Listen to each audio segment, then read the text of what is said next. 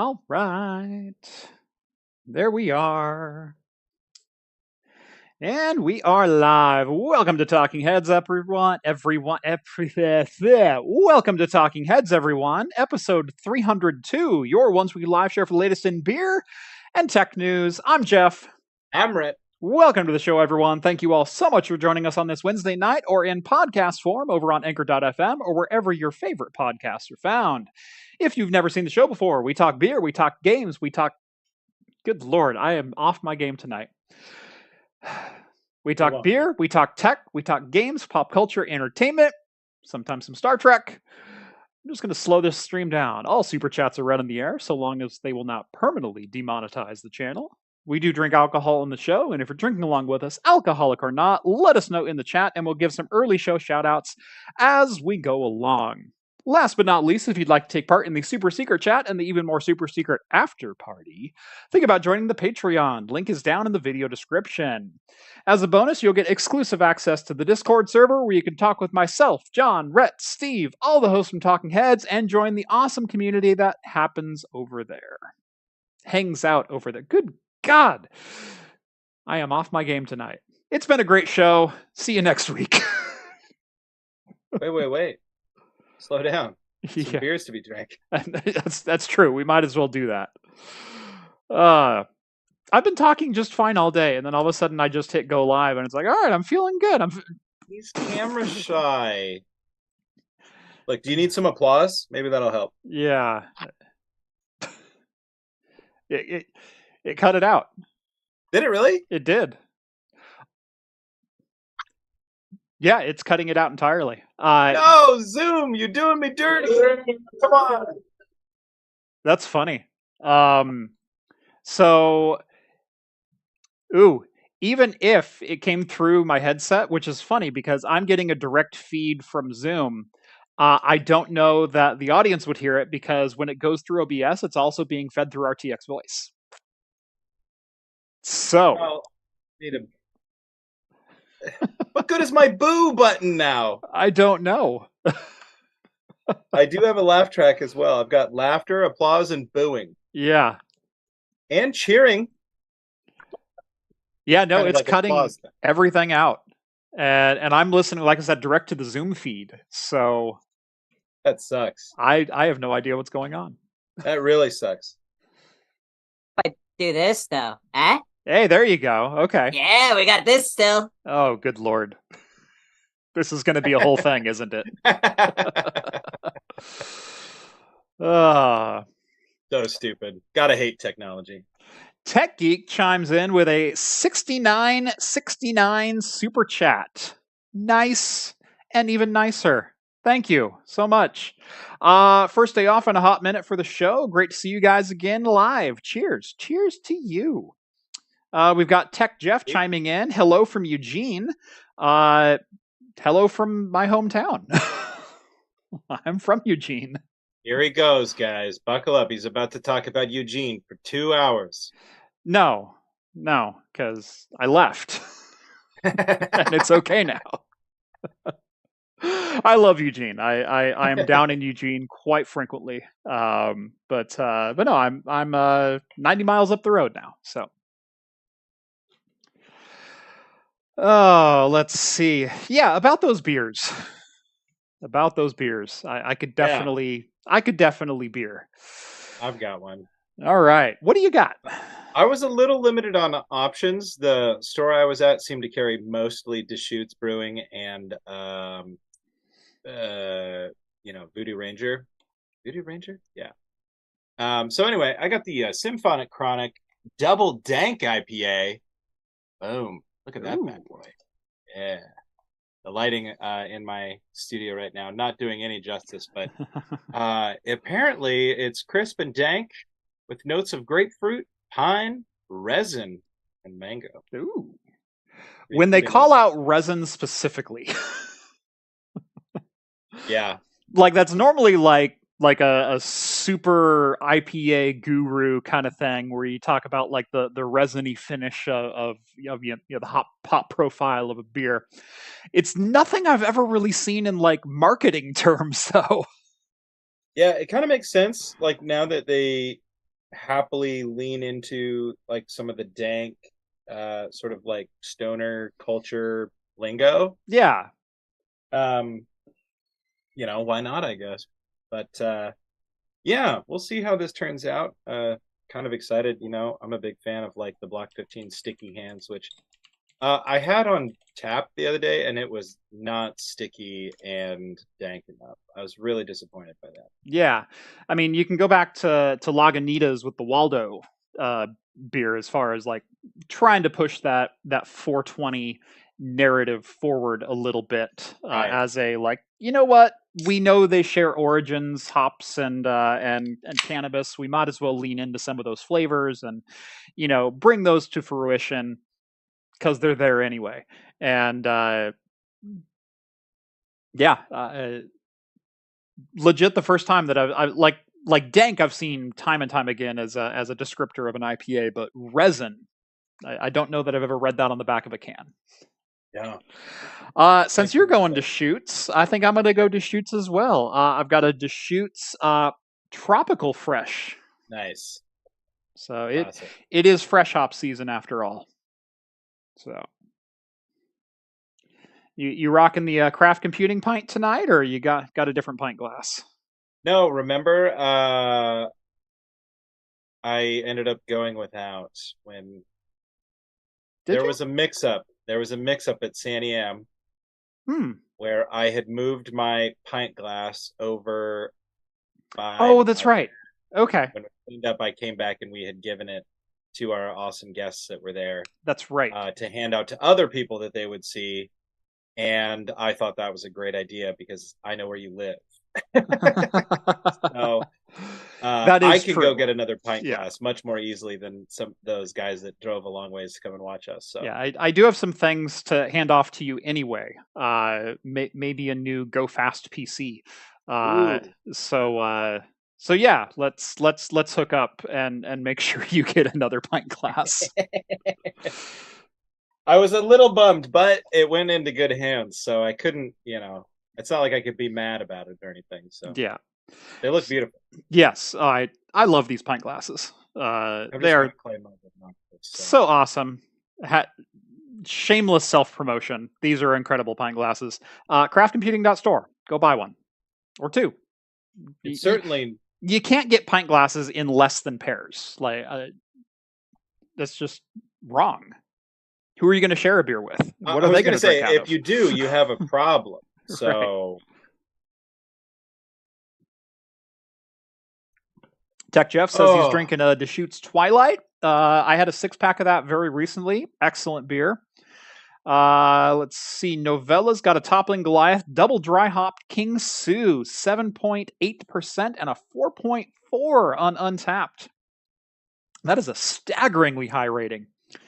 Let's see. Elmo's got a Tropicana Citrus IPA, 7.25%. I didn't know Elmo drank anything but wine, but glad to see you joining our side of the fence. That's awesome. Let's see. Jason's got a Dragon's Milk Reserve Coffee Chocolate, 11%. That's a variant I have not had. Harley's got a Sierra Nevada Atomic Torpedo Imperial. That is a fantastically good IPA, 9.2%. And I see 2 more on there. We've got William drinking a Polliner in Munich, their Oktoberfest beer, 6%. And Michael's got a Southern Tier Pumpkin Imperial Pumpkin Ale, Pumpkin Imperial Pumpkin Ale. And I was going to say, John's not on this show. He's never going to live that down. Mm-mm. He had a pumpkin beer on last week's show. Nice. What are you going to? He is nothing if not consistent. Anyway, we should have a good show for you tonight. Microsoft leaks 38 terabytes of basically text, which is never a good amount of text to leak. iFixIt drops pretty much iPhone repairability across the board for precisely what I called out last week in the right to repair legislation that California passed. We will talk about that. Framework motherboards, mainboards are getting new homes thanks to DIY enthusiasts, and this one I am so freaking excited about. Intel had some announcements at Innovation this week, and we've got a little bit of beer news to get to. So, why don't we get right into it? Starting with Microsoft. I love talking about breaches, and we've actually talked about a Microsoft private key that has been in the wild that led to, the private key led to the Exchange Online break in a couple of months ago, if I remember correctly, and that was a private key that was basically part of a Teams data leak, where they had shared a private key or the private key plaintext in a Teams conversation when they were trying to transfer it, or someone needed it for some authentication purpose, and they just sent it over chat, as one would assume you could do with an encrypted messaging system end to end, but it doesn't so much help when that messaging system is recorded in plaintext. Anyway, Microsoft, not a good week, not a good look. Leaks 38 terabytes of internal private data via an unsecured Azure storage link. So basically, you know those links that you get that are like, here's a direct link to my Dropbox. I'm going to share everything in my Dropbox or my Google Drive or my Microsoft OneDrive account or whatever else. Well, this was an Azure storage portal that was left public with the contents of, a crap ton of internal data, none of which really should have been made public. And this is going to have some very long-lasting ramifications for Microsoft, because if you thought one private key was bad enough to lose, there's a lot of data in here.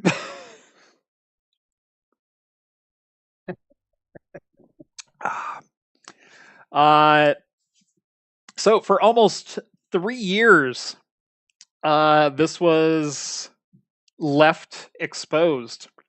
And security researchers, when researching similar leaks in the past, came across this one. A Microsoft employee inadvertently shared a URL for a misconfigured Azure blob storage bucket containing the entirety of the leaked information.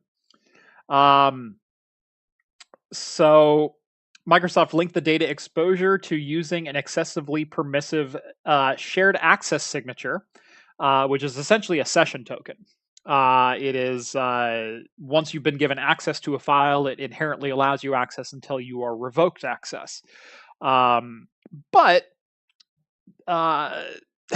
basically, they granted access to public, and that token was never rescinded. So, due to a lack of monitoring in governments, SAS tokens pose a security risk, and their usage should be as limited as possible. These tokens are very hard to track, as Microsoft does not provide a centralized way to manage them within the Azure portal. Wiz, who is the security research team in charge of this, was quoted as saying, there is a full breakdown on Twitter, currently X, but I refuse to call it that. What was in this? An archive of 30,000 internal Microsoft Teams messages originating from 359 individual Microsoft employees. Let's see. What else was in here? Gosh, there's a lot of data in here. And like I said, the fact that we know Microsoft has been using Teams and other internal services to share data like private keys, session tokens, etc., to get from one engineering team to another, because there's no great way to share that information internally with teams, or there's no protocol for sharing that data, or sometimes the protocol doesn't work for exactly the situation in which an engineer might need that key to be shared. They'll go, hey, do you have a key for this system? And they'll go, yeah, here it is, and just sling it across. I've been guilty of things like this with sending an SSH token over email. For a company I was working for, or a tech that I was handing something off to. Hey, do you have that? Yeah, here it is. You assume messaging platforms are going to be secure until, well, all of a sudden they show up in plain text, and then they're very much not secure. So could this been avoided? Definitely. This is definitely a thing that could have been avoided on a number of different fronts from Microsoft. But the fact of the matter is that 38 terabytes of data was publicly facing for 3 years. Do we know if the data got out? That's a great question, because this was discovered by a security research firm. Not necessarily a black hat, but that doesn't mean that a black hat didn't have access to it at some point. So we'll see. Classic Microsoft L. You know what I'm saying? Samsung Smart Fridge chimes in, which I'm sure is a reputable source. I'm kidding. As a Microsoft internal, I know we have policies in place to thwart things like this from happening. Every company has policies in place to keep things from happening. The problem is convenience is the ultimate underminer of said policies. If your policy is such that you can't simply share a key with another team member or another engineer or another department, or it is inherently difficult to go through the rank and file to share information, then the shortest distance between 2 points is still a straight line. And if I have a direct communication line open with the engineer that I'm talking to, and I need to give access to a particular key or particular file, it's convenient, isn't it? So, yeah, most organizations have policies in place to prevent things like VPN backdoors or RDP pilot points, or you name the tools that we've all used in IT and been guilty of deploying. There's policies in place that exist for that very reason, that a convenience point for an IT administrator, a sysadmin, an MSP, an internal copy and pasted set of points. There's policies against it, because if it ever leaks, that's a problem. But you rely on your own internal policies, your own personal policies, password policies, no shared keys, no this, no that. And you just hope it never leaks. You hope no one ever gets access to that. And you spend as much time in security as you can. Put 2FA on your RDP jump off point. But at the end of the day, if a leak happens, policy's out the window. The leak has happened. What's interesting is, has Microsoft said anything about this yet? Microsoft has been in discussions with the FTC about this, because there might be some more consequences that come with this massive of an internal data leak. And again, we don't know if anyone actually received this data for nefarious purposes. It was discovered by cloud security firm Wiz. So, yeah. Yeah, I was just curious because I noticed at the bottom, that it's talking about another sizable leak that was discovered like 5 years ago, in which Microsoft was like, we think that they're exaggerating how big it is. Yeah. So I was just curious what they had to say about this one. But it doesn't look like, it looks like Bleeping Computer mostly just has what Wiz is warning and talking about. So, yeah.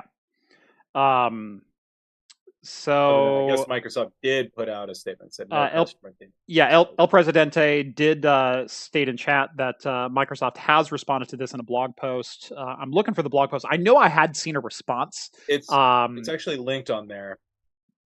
Just found. Oh, Microsoft said. Okay, sorry, yeah. I didn't see the link. Yeah, there we go. I missed it too, and I'm sitting here talking about it live on television. Yeah. So.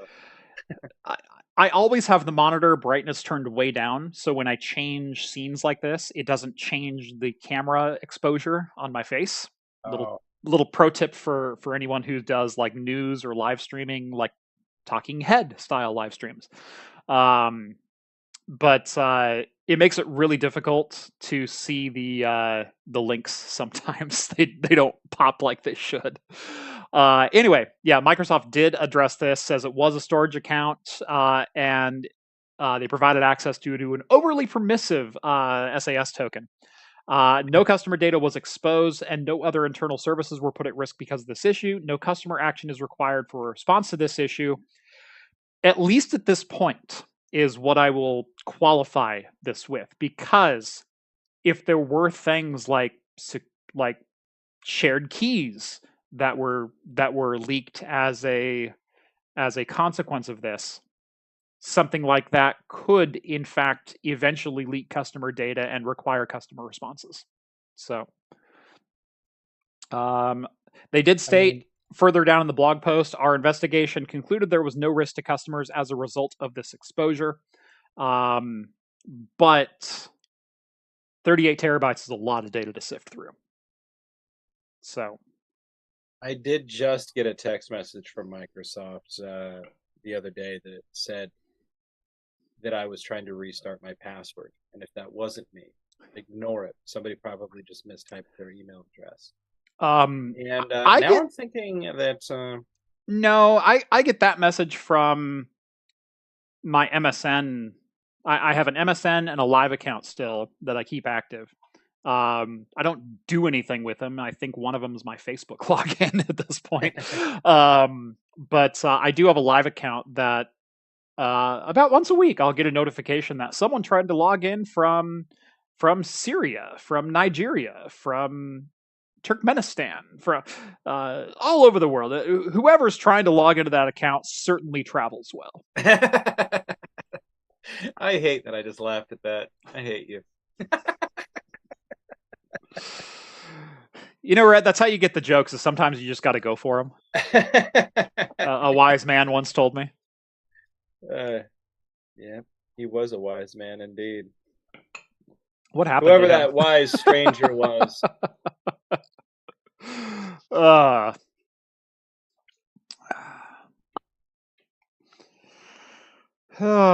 Let's see. What else do we got going on tonight? We do have a video sponsor tonight. It's a new one. Whoa. That's right. Today's episode of Talking Heads is brought to you by Antlion Audio and their full lineup of audio gear and accessories. I've personally never been a fan of gaming headsets, as I much prefer studio cams without all the RGB bells and whistles whenever I'm on my PC. The Antlion Mod Mic is a high-quality microphone that can attach to your favorite headphones, turning them into the ultimate combo for gaming or content creation. The Mod Mic Wireless also ditches the cord transmitting over aptX, allowing latency that's 5 times faster than Bluetooth. Regular viewers will also know that during live streams, I skip the cans and go for in-ear monitors, meaning Antlion's all-new Chimera IEMs are a combo only rivaled by whoever first poured stouts into bourbon barrels. Available in either single or dual driver, the handcrafted resin in-ear monitors deliver audiophile-approved quality with a flexible microphone that wraps around or behind your ear and securely stays in place. Check out the full lineup of gear from Antlion Audio by following the links down in the video description. And again, a huge thanks to Antlion Audio for sponsoring today's episode. Nice one. Thank you. And if you were wondering, I'm currently using the Antlion Audio Chimera Duo. So last week I was using the Solo, which is the single driver set of in-ear monitors with the Chimera microphone. This one is the Duo with the dual drivers. And I gotta say, holy crap, these are amazing. These are so good. There's no denying with Antlion. Oh, God. I gave you guys a whole new thing to rhyme, didn't I? I was getting a little bored of that whole Linode thing, you know? I mean... There's only so many things you can rhyme with ode that are appropriate to say on a podcast. Here's an ode to Linode. Oh, gosh. Denying Antlion. That's pretty good. That was a good one. That was pretty good on the fly. I have been rhyming since 6 years old, Jeff. Any of them good? No, and they've only gotten like back then. The easy ones come quick, right? But Yeah. the harder ones, it takes some time. The whole time Antlion came up, I thought, okay, what am I going to say when this is over? It doesn't sound like a gaming headset. It sounds fine. Yeah. It doesn't sound any different than, at least to me, in Zoom. Maybe Zoom's doing some work, but to me, it doesn't sound any different than what you normally sound like. Yeah, which is impressive because this is my normal microphone setup. It's a Samsung C09 pencil condenser. It's a fantastic microphone. I've been using this mic on the channel for 4 years, almost 5 years now. And this microphone has done some work for me. And that's going through a Focusrite Scarlett 2i2. So super high quality input. This one right now, I do have fed through an external DAC. I've got a Sound Blaster XG6. So it is going through a decent audio processor, but it's just over 3.5 millimeter. It's analog in. And I've done a couple of things on this headset already. Like I said, I've been testing these out for about 2 weeks now. Antlion Audio reached out, wanted to sponsor the channel, do some work with us, and I said, "Hey, as long as I get to test the stuff out and make sure it's actually good before I accept the sponsorship, like, can you send me over a couple of things? I want to work them through their paces before I, put my name behind them, kind of thing." They said, "Yeah, not a problem," and here they are sponsoring Talking Heads. Heck yeah, and they're local, Oregon boys. Good old Oregon boys. Yeah, they're just north of me in Portland. So yeah, that's pretty cool. Yeah, we saw them at AWE. They were there. Was Antlion there? Yeah. No, they were at PDX Land. That's where we saw them. Antlion had a small booth at PDX Land right next to Inwit. Yeah, they did. Yeah, you're right. But yeah. I'm pretty sure they were also at AWE. Were they at AWE? Because I had gone over and we talked to them on the last day, and they saw our shirts or whatever, and they started talking. I said, "Yeah, you guys have reached out before," and they said, "Yeah, a couple times." And I was like, "Okay." Maybe that was at PDX Land, but I recall the show floor. Yeah. I looked back at my history, and so I owe Joe an apology. Guess when Antlion Audio reached out to me? 2017. Well, my channel started June 10th, 2017. Okay. So to give you some context of timeline, June 10th, 2017 was the first video I ever published to YouTube. They reached out April 2nd, 2018. You're not far off. Was it before or after the Wish.com video? That's a good question, because that was April 1st of 2018. Right. That's kind of what I was thinking. I was like, if they didn't reach out before that, then it's got to be like April 2nd. They woke up and they're like, "Hey, this Oregon boy's got all these views. Quick, get them." Yeah. Also, doesn't look like they were at AWE. That's wrong. April 13th, 2018. Wow. That's funny. I just looked it up. Yeah, and I'm not like, I'm not knocking them. It just makes sense that, like, you hit so many views on that video. Yeah. Your channel exploded. I mean, when did you hit 100,000 subs? Like shortly after that, right? Like, not until almost 2020. Oh, really? Oh, maybe I was thinking you hit like. I went from 10,000. I went from 10,000 to 50,000 that month, and so that was the month of huge growth. And then I was at 80,000. Was it 80,000 that year? No, it was something like 70, and then I hit 100,000 the following July. So July 2019, 4th of July actually, I crossed 100,000. Yeah. And I crossed 100,000 the day that I was finishing packing up my office to move. So, yeah.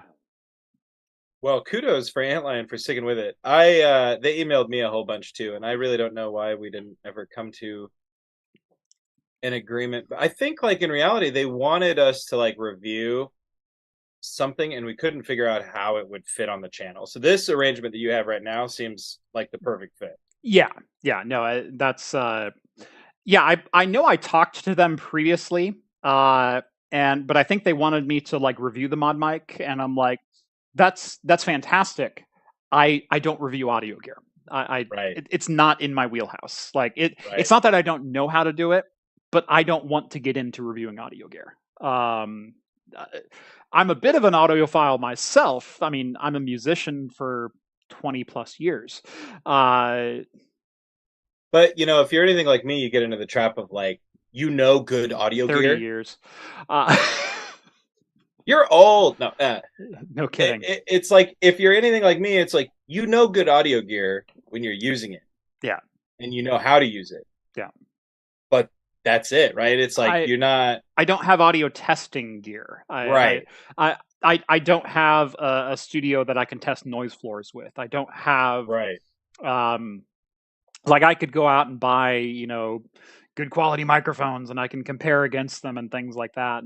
But I didn't want to get into audio reviews, and so I just didn't. And it's so much more subjective too. Like, it always floors me. Like, you watch some of these big guys, they do like I tested a $5,000 condenser mic against Amazon's $120 model.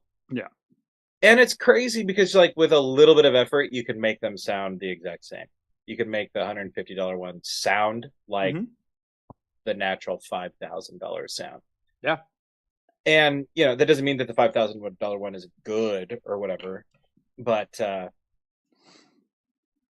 yeah. Yeah. I mean, we've talked about microphones before on the channel. You've got your SM57s, 58s. You've got, quality. Is that where you're using 58 over there? No, not today. I do have it. It's right here on the desk. There you go. But this is actually the microphone that came with the interface I'm using. Okay. I remember that one that shipped. Yeah. Months and months ago. Yeah. The interface itself is great. Okay. I just couldn't find another microphone to put in front of me, and I thought, well, this is the one that came with it. I'll give it a go. And it's actually, somebody said I sound a little quiet, but honestly, it doesn't seem like it's doing that bad. So yeah, no, level wise, you're pretty much exactly matching me, and that could just come down to EQ. It's really frustrating when people go, "Oh, he's really quiet." No, you mean your treble on your audio listening device is terrible, or that this particular tone of my voice is sticking out more than his. Level wise, we're dead even. I'm watching the view meter. We're both peaking at about -2, which is flirting with the edge, but like perfect. Yeah, and that's a whole other annoying concept of like audio engineering is perceived loudness. Yeah. It's like you could have something and you could just be shaving decibels off of it over and over and over, and it's still perceived louder for whatever reason. Yep. Higher frequencies are perceived louder than lower frequencies. And I'm sure somebody's got it dialed in on how to really account for that, but I certainly don't. It's all trial and error until a stranger tells me, okay, that's good. Yep. Yeah, there's a reason the Blue Jetty mics took off. They're good enough and they sound good enough, and there's no tinkering needed with them to get a good quality sounding podcast. That's what I did for a long time. Not Blue Yeti, but before that I had the Samsung did a USB. They did a little condenser, but yeah, and they were so good. They had everything they needed it right in this microphone. And it looked like a standard dynamic mic. That was the shape that they went with. Yeah. But it was a condenser. And it was crazy. The one mic could record in stereo. It had a built-in compressor if you wanted. It had a built-in noise gate, and this was in a USB microphone that I bought in like 2011. Yeah. So good. I mean, it was kind of expensive, but like no more expensive than the other microphones I was buying. You know, wasn't any more expensive than the like headsets that I was buying at the time. Mm-hmm. Yeah. But no, like I said, Antlion, new sponsor of the channel. Really happy to have him on board. And I've been loving the Chimera duos. And they're really reasonably priced. If I do say so myself, $149 for the duos. That's not bad at all. And that's for a dual driver stereo set of in-ear monitors with the microphone. Microphone sounds fantastic. I've done some recording on this already. I've done the last two talking heads now on this one.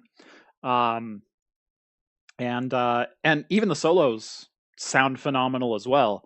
Obviously, they've got the solo driver. You don't get quite the dynamic range, quite the separation of bass and treble, but still very, very solid. $99 for that kit. And somebody in chat was saying too, they're like, "Oh, I don't like the in-ear stuff." And they're universal plugs. If you want to bring your, you can buy the Chimera cable and plug your own in-ear monitors if you prefer Sennheiser or someone else. That's cool. And they come in two different pin sizes. They've got the round, what is that, the MXXM2 or whatever, and then they've also got the 2-pin plugs.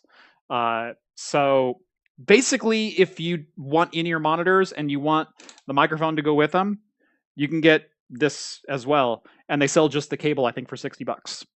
Cable Nice. and mic. So that's cool. Yeah, I've been really impressed. So, and that's honest opinion. They didn't pay for this segment. It's what we call organic. All right. So we talked on the show last week about California passing a new right to repair set of legislation. And I said, I think the fact that Apple came out and supported it meant that it had essentially been neutered to a point where Apple was going to be happy with it and public perception would be like, oh my gosh, Apple even supports this one. And I said, I hope this isn't the death of right to repair by someone trying to pass the legislation and allowing things to stay in it that will even more cement Apple, Microsoft, Samsung, etc.'s anti-right to repair stance. Well, iFixIt was a sponsor of this bill in California, and they've actually came out a couple of days ago and stated they are retroactively dropping the iPhone's repairability score on their website. For those who don't know, iFixIt delivers a 1 through 10 repairability, 1 being the lowest, and usually that's what iPads and Surface Pros get. And then 10 being the highest of very easily serviceable. All you need is a screwdriver or other basic tools. Parts are readily available. They're easy to handle, easy to repair, that kind of thing. And then varying scores in between there. They are lowering the iPhone 14's recommended score from a 7 out of 10 to a do not recommend 4 out of 10. Now, has repairing the iPhone 14 suddenly gotten more difficult? No. You can buy the parts. You can, physically, it's no more difficult to repair than it was yesterday. The problem is, Apple is now going through parts pairing processes to eliminate the ability of someone to replace a screen or a camera or a Lightning or USB-C port on their own. Because the devices themselves, the individual parts, are paired together at the factory and tied together with software keys. So they will not work properly if you unmate them and mate an unmatching component to them. That means the camera is tuned for this motherboard. Bullshit. That camera is tied with a software key. It has nothing to do with increasing performance. It has nothing to do with tuning or best possible, getting the best possible results out of this device. No, it's a BS tactic, and it was specifically allowed by this right to repair bill. Well, all of a sudden, Apple's come out in full support of parts pairing, and you can bet everything that every part that ships on every iPhone from now on is going to be paired directly to the motherboard via a software key. And Apple's going to try to push it off as, oh, we're helping protect your privacy with encryption on everything. So everything that passes through your screen will be encrypted with this unique chip and has to be paired, and nothing can be put. The FBI is not going after your screen to retrieve data.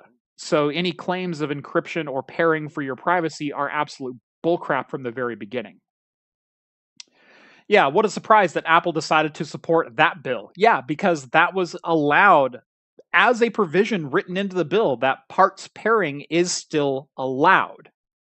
And that the tools needed for parts pairing might need to be made available for the end customer, but if it's not a process that Apple doesn't do themselves, as if Apple doesn't repair devices, replace parts on devices themselves, they don't need to make that process available to third parties either. So now, not only does Apple not have to repair your phone, you're not going to be able to repair your phone either. And that's the legislation that just passed. So this is how right to repair ends with thunderous applause, right? Yeah. Repairability in general, across the board, I think is at an all-time low. Mm-hmm. I mean,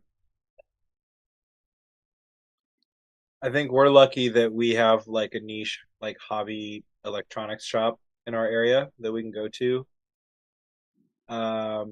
Even to just buy things like loose capacitors.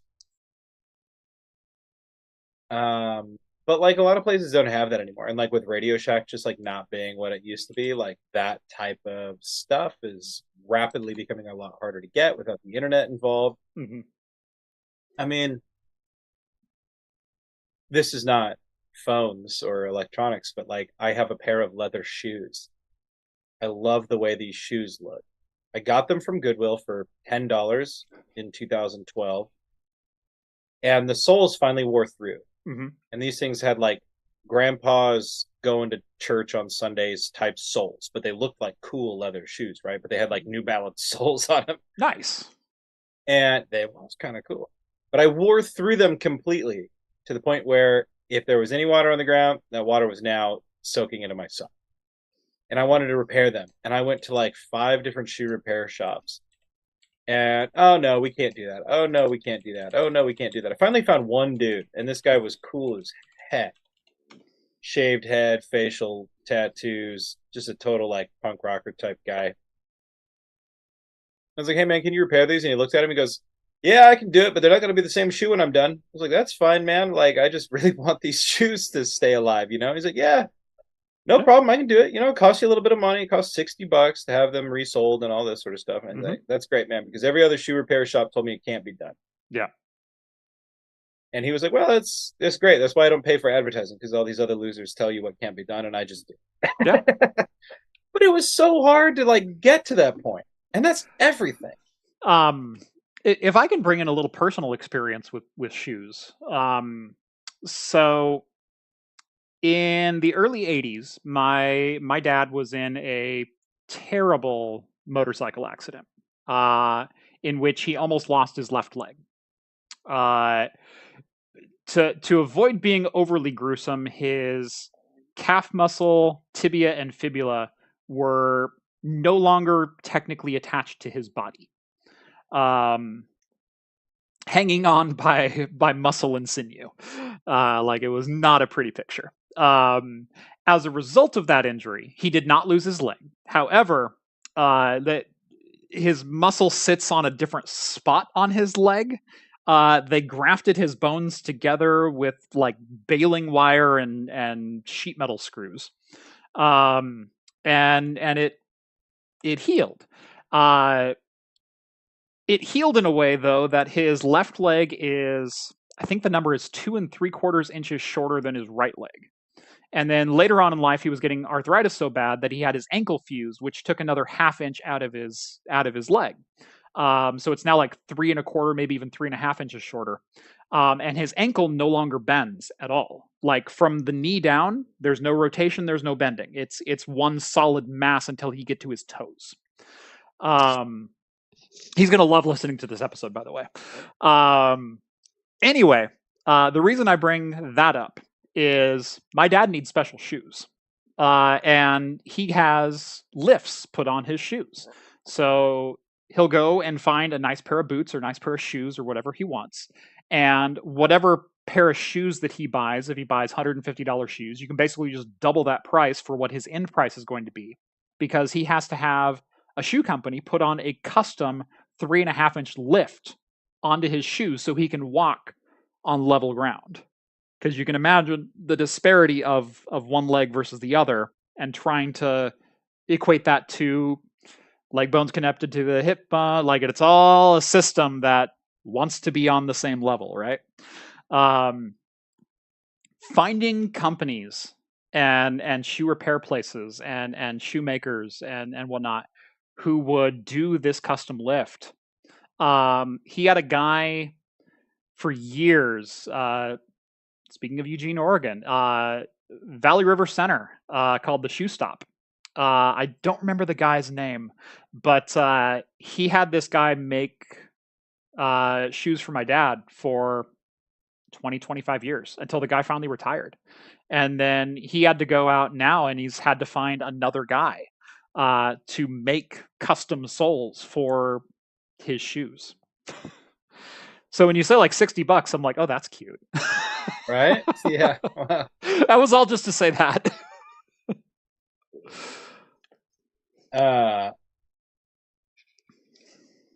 Yeah, it's funny because lots of people are just like, $60? Why would you spend that kind of money on it?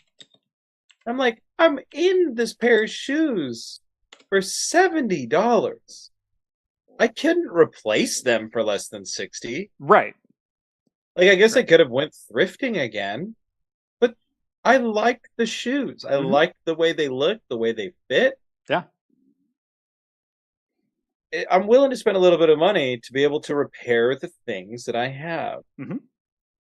And bringing it back into electronics, my spouse dropped her phone a couple weeks ago, and the phone survived the fall. What it didn't survive was getting run over by a truck afterwards, which is hilarious in retrospect. But, and what's funny, the phone looked fine. But the screen was shattered underneath, apparently. Yeah. And so I took it to a local repair shop, and the dude was like, yeah, this is going to be $200. I was like, $200? I could get online and get an iFixIt kit for less than that. Well, actually, I couldn't really. Yeah. The iFixIt kit that I needed was like $180 or something like that, $179.99. Yeah. I was like, okay, fine. You can have your extra $20, sir. Yeah. But yeah, stuff's getting harder to repair, but I'm willing to go out of my way to make sure that I can keep the stuff that I have. Yeah. Especially if I like it. Yeah. There you go. So next up on the beer is from Crux Fermentation Project over in Bend, Oregon. Sister company to Deschutes. Glow Stick Hazy IPA, 6.5? 5.9%. And also a dang good looking beer. Did you see this chat that Vince put in Talking Heads, the screen capture of YouTube closed captioning? I saw the closed captioning. I didn't read it. Booty Ranger, Beauty Ranger. And my face is just so flawless. My face is so flawless. I love it so much. That's amazing. I do get notifications when I start my stream that I do have automatic English closed captioning enabled, because I have English as my spoken language. And viewers in other languages may see highly inaccurate data if they turn on closed captioning. Interesting. Why would you offer closed captioning in other languages if I only select English as my spoken language? Like, right. Yeah. Are you really trying to translate on the fly from inaccurate source material like this? Because if you can't even keep up with, Voodoo Ranger, Beauty Ranger, whatever, I think you said Hoodoo Ranger, Voodoo Ranger when it did that. Yeah. I did. If you can't even keep up with that, good luck with the rest of our show. Yeah. Hey, let's give some on-the-air tech support to a buddy that just texted me. I just swapped cases, got a new CPU, and now I'm getting no signal to my monitor, both from the onboard MOBO output and the GPU output. Okay. Swapped cases. Yeah. Did he say anything else, or was it just a case swap? Case swap and a new CPU. Oh, and a new well, that's two different things. If it's a new CPU, I need to know what his old one was and what his new one are. And also, if he can give me the motherboard model, that way I know what chipset we're working with, or what particular motherboard. Because if he has like a B450 and he went from 3000 series to a 5000 series, might need a BIOS update. If it's something else, it might be something else. But yeah, give me old and new CPU and what motherboard. And tell him to get on chat. Yeah, there you go. Michael says, turns on closed captioning. Good move.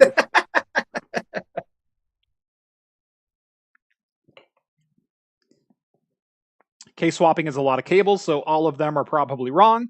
No, the thing with PC building, if it turns on, you probably have it plugged in right. Because it's really difficult to plug things in wrong. I know there are a couple of different 8 pins that you can use. You have EPS versus GPU, but those are also keyed differently. And while you can shove one into another, there's also specific protections built into power supplies, GPUs, and motherboards to detect that short from happening. Because it detects that you sent one of your 12-volt rails to ground, and it goes, hey, I don't like that. And that 12-volt rail is usually isolated to detect that particular short. And that's a pre-boot thing. So his system wouldn't even turn on. It would go like a relay would fire, and that's it. And then you'd have to completely unplug the PC, replug it back in to reset that relay because it's a protection circuit in the power supply. Ask me how I know that. And all about that Booty Ranger. No trouble. No trouble from you, Booty Ranger. That's right. I think that's a whole new movie for the Power Rangers they could do if they wanted. That's right. Well, I got all the Power Rangers on there. You do, yeah. I myself am gonna go for the Orange Power Ranger Fresh Haze IPA. So, I got the Fresh Haze. Nice. I don't mind a Fresh Haze. Yeah, it's really good. It's really good. Deschutes is classic. You had the like fresh hopped one. This is the tropical fresh. Oh, so it's the citrusy hop blend. Tropical hop aromas of pineapple, mango, and citrus. Funny enough, not the most citrusy or aroma-rich beer that I've had this week. That belongs to Ninkasi's Eclipsosaurus.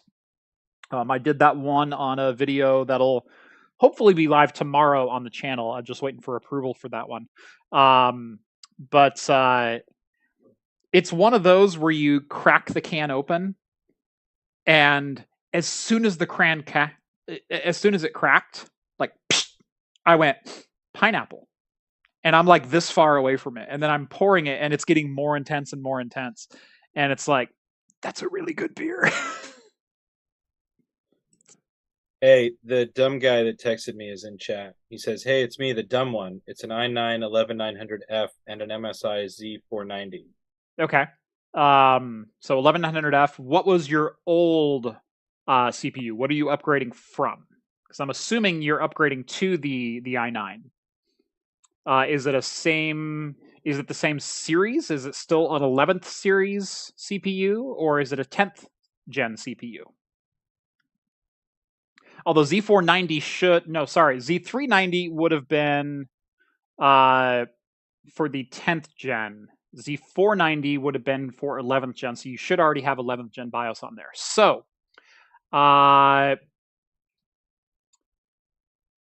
here's my recommendation. Do a CMOS reset. So find the on MSI, there might be a button on the rear of the board, especially on Z490s. Should say CMOS reset right there, right on the top of your I/O. And the 11900F, thank you, Eric 78. The 11900F doesn't have onboard audio or onboard video. The F means there's no video present on that CPU. So you're not going to get anything from the onboard. But if you had RAM overclock settings on the previous chip, so if you're upgrading from a 10900 to an 11900, or even like an 11400 to an 11900, since you're on the Z6 or Z490, you could still overclock your RAM. Those RAM overclocks might not be playing well with the 11900F. So do a CMOS reset. Should be a little button. Just press it in, hold it for 1 or 2 seconds, let go. Yeah, the Z490, and that's what I said, Flappity, was for 10th gen and supports 11th gen with BIOS update. Oh, okay. You also might need a BIOS update if you're updating from 10th gen. He did say that he was aware he needed to update the BIOS, but Parts Picker said that they were compatible. So just because they're compatible. Just because, they are compatible, but you might need to put the old CPU in first, then update the BIOS, and then put in the new CPU. Or most MSI Z490s have a BIOS flashback feature where you can put the BIOS onto a USB key, hit the BIOS flashback button, and then load the BIOS in. So you've got a couple of things going on. It was an i5. Did not OC anything. Okay. Since you're going from 10th to 11th on a Z490, you might still need to install the old CPU and update your BIOS first. That's my guess. Before you do that, take the CPU back out, make sure no pins are bent, and reseat it and put it back in, and do the same thing for your memory. So unsocket your memory, put your memory back in, make sure it's seatedly seated. Firmly seated. There we firmly grasp it. And make sure you're all good to go there physically. Likely you're going to need to update your BIOS. Cool. Keep your eye on chat, John. Looks like lots of folks are interested in this. Yeah, lots of folks are interested. Didn't think we'd be doing live diagnostics with no visual tonight, but hey, that's always fun. I love that I could just be like, hey, my friend texted me. Jonathan, you're on the air. What do you got? Well, first-time watcher and first-time caller.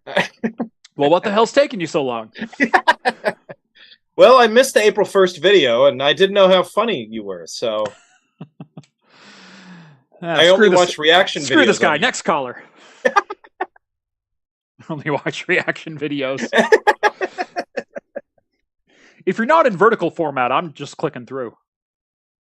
Was it you that I was talking about vertical format with? Did we do this? We did this pre-show on Siena. Telling you, it's the future. Look, I said it's really difficult to get on board with vertical format because theaters are going to have to change. You're going to be like 700 rows deep on a I don't know. This is the first time I've ever bought into a future technology so wholeheartedly. It feels right. Where do I buy stock for this? Novella says Jeff Patrick Star Computing. Yes. Firmly grasp it. Is that a SpongeBob reference?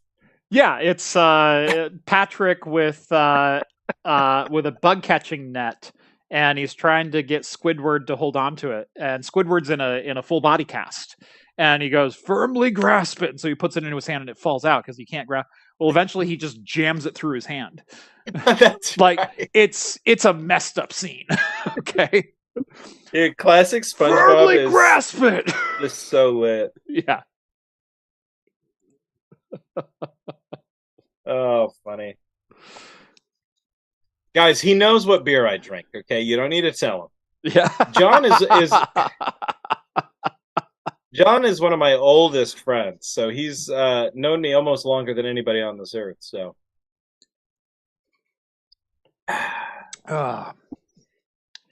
Is this the guy I met at PDX, or is this a different friend? You know, he was friends with a friend that was at PDX. In fact, Okay. the friend that was at PDX, Yeah. I met him through John. Okay, gotcha. Yeah, isn't Gotcha. that fun? Yeah. Yeah, because I know I met a couple of your other friends at PDX. I was trying to figure out which one this was particular. So Yeah.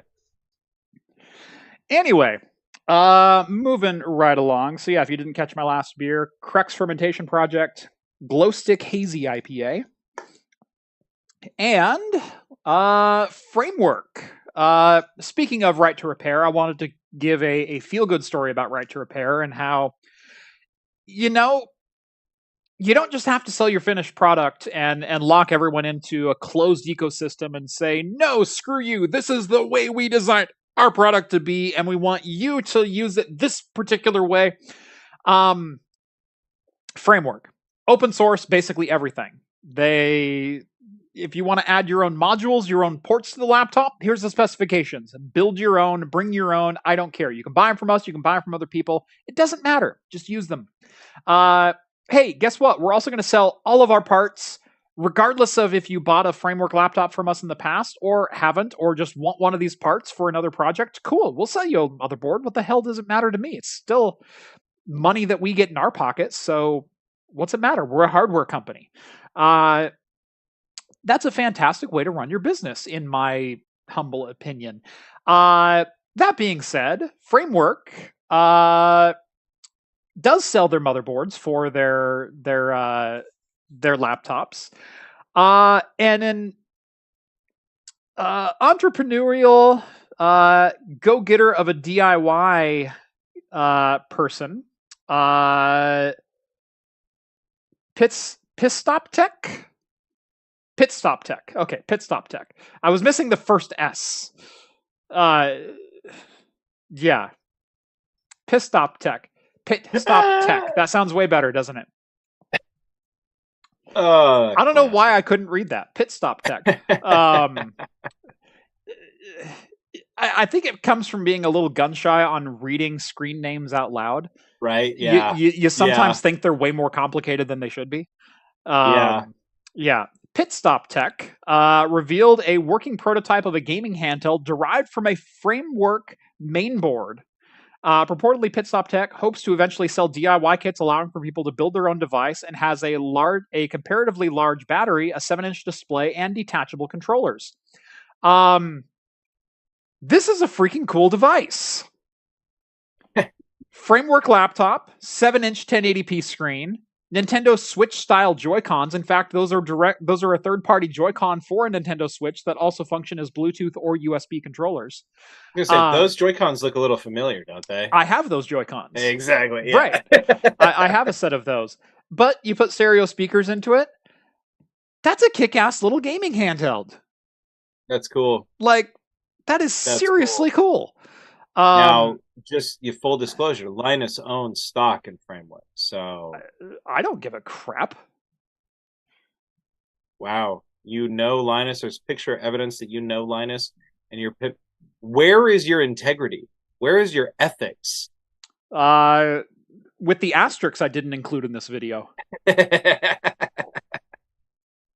Just kidding. This does look sick.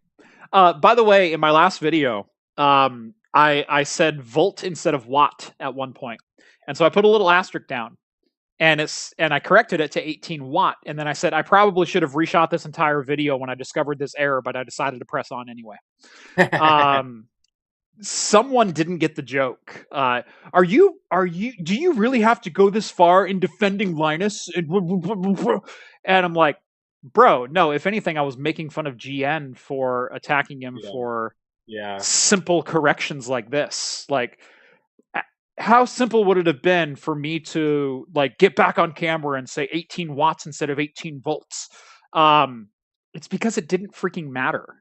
The context of my sentence was not lost. The end result of my video didn't change. It's an asterisk. That's what an asterisk is for. And because I put the joke in there, someone just didn't get it, which I found hilarious. Anyway, this and only one person commented on it, which was even funnier. This is a really cool device, and this is the kind of thing that you get when you open up Right to Repair, and you don't care who uses your parts or what they use them for, or if your users are even using your devices the way you intended. I'll wrap this back up with, why are you in business? You're in business to make money, right? At the end of the day, everyone's in business to make money. Sure, we all have altruistic goals. I'm in business in this particular business because I like educating people. I like bringing my opinion to people to help make decisions, or to enrich their technical knowledge, or to be a cool guy to hang out with, or to introduce you to things you might not have known you might liked, or bring a different spin on tech in general. But I'm in this business to make money. Like, make no bones about it. The reason I quit my full-time job, which had pretty decent benefits and a 6-figure salary, is because I thought I could make more money here. And I get to stay at home and do all the things that are also cool that go along with that. But if you're in business to make money, why would you shy away from making money at every available avenue?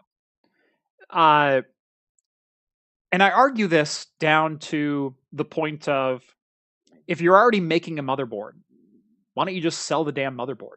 Instead of saying, no, we will only sell the motherboard in a laptop. Or, oh, no, if we sell you a replacement motherboard, you have to send your original motherboard back as a core charge. Or you have to prove that you had a laptop for us to sell you. Why don't you just sell them a damn motherboard? It's cost out of your pocket. It's revenue you didn't otherwise have. You're not in the handheld business, so what the hell do you care what equipment this eventually lands in? It's money. It's the same people running these businesses and making these decisions that figured out that you don't buy an AK-47 on the second round of Counter-Strike Go. It's stupid. If you want to buy an AK-47 on the second round, if you can afford it, why not? Yeah. Well, actually, the economy doesn't support it. If you want to maximize blah, blah, blah, then you got to make sure that you buy an SMG and you keep going and you blah, blah. You sound like a dork. Yeah. You are a dork. These are the types of people that make all the decisions that dictate the quote-unquote free market. Doesn't sound very free. Can't even sell a laptop motherboard outside of a laptop. Yep. But, who am I to judge? The same guy that dictates that... I don't know. I was going to try to make a Dota 2 reference, but it's just been so long. Is you want to get into like dirty meta of things, and it's the same people in the boardrooms, and they go, well, actually, you want to get the boots of we tread. want to maximize profit within our internal ecosystem and turn everyone into repeat customers. So what's the best way to do that? We lock them into our ecosystem and wall them off from any other payment methods. And any payment methods that come through, they have to go through our transaction process, so we get our 30% on the App Store and blah, blah, blah, blah, blah. Well, what happens if someone breaks their phone? Well, they have to buy a new phone from us. Okay, but if they can't buy a phone for $900 to replace the $900 phone they broke, they're going to go buy a $200 phone. That's the reality of the world. Which means if you don't sell a $200 phone, if you're not in that market, they're going to buy someone else's phone, and they're going to be in that ecosystem now. So by not supporting your customers top to bottom, you're hurting your own bottom line. But it's crazy because it's like they can justify it because that scenario, that user that you just outlined is like what, 1% of their user base or less. Like, yeah, it does hurt their bottom line, but they can just upcharge the next generation of phone and not care. Like, they're going to make that money back when 3 people buy the next phone. It's stupid. I hate them for it. It partially is true, but I think that segment is a large. What percentage of people in this country are swing votes because something pisses them off at whatever point and they decide to, put on whatever hat that day? Sorry, I can't even use hats as a reference without getting people riled up anymore. Jesus Christ. Why did you bring up hats in the show, bro? God, you're getting way too political what hats about are you this. talking about? God. I didn't mean it that way, although I hate you. But I guess that's a good point. So you're saying that the swing vote of the iPhone, if you piss off enough swing voters, they'll take voters with them. Oh, and go Android. Yeah, and that's what I'm saying. Let's talk the hypothetical. I can't believe you're getting all the way down the weeds with this. That's what I do. Like, if you weren't on board already, then whatever. Got in my video about my graphics card review video about, like, you're making up this person who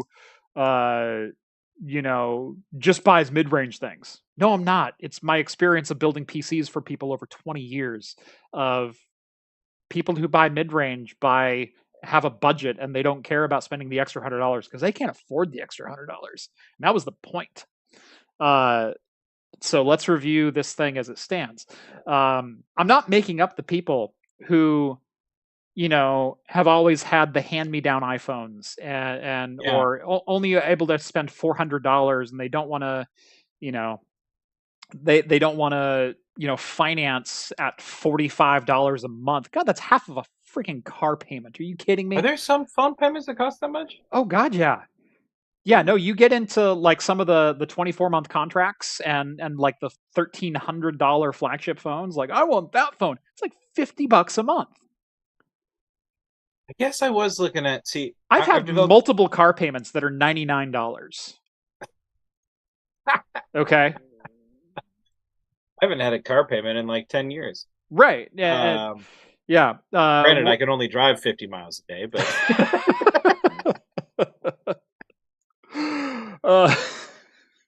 he has a first gen. He has a first gen Leaf. So dope. It's a good car. I like that car. I do too. I love it so much. We're talking about upgrading and getting a new car, and it's like, well, do we get gas? Do we go all electric? What do we do? And it's like, you know what? No matter what we do, I don't know if I want to get rid of the Leaf. Right. It's the perfect backup. Yeah. Oh man. But anyway, but no, the kind of person who only wants to spend $400 on a phone, and when the screen breaks, they're not going to spend $350 to replace it.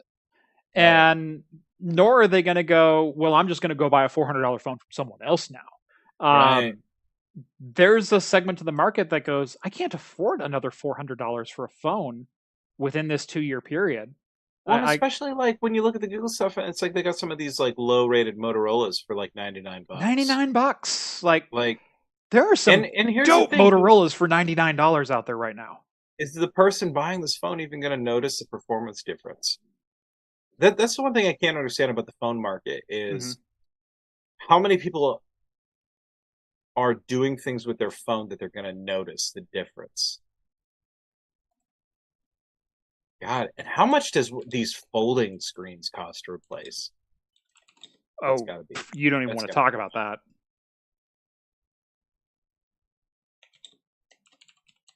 Yeah, I don't know. Yeah.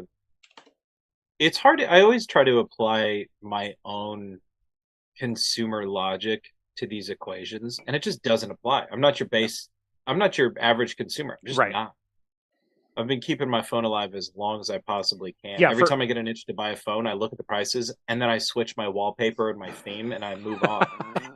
Download a new keyboard, make yourself feel fancy. Exactly. I gotta switch it up. It's the only, but it makes the phone feel new enough that I don't care for another 6 months, 7 months. Yeah. No, I fully agree with that. as someone who used a Palm Trio 650 for 5 years, okay, the advent of the smartphone, the iPhone wasn't a thing when I bought it, and I didn't buy an iPhone until the 3GS. And I used the same Trio 650 the entire time. I tried switching off the 650 because I'm like, this thing's getting a little old in the tooth, and AT&T is going to send me a new phone because that's the new hotness right now. Like, sign a new 1-year contract, we'll send you a phone. And so it's like, oh, I'll try a Samsung Blackjack. It looks slick. It's got Windows OS. It's got a built-in keyboard and everything else.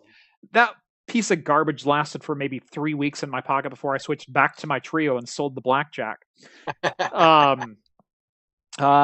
I never went BlackBerry, but I tried so many times to go with other smartphones of the day. I even had a Scion at one point, or Phison, or whatever the bloody hell that thing was called.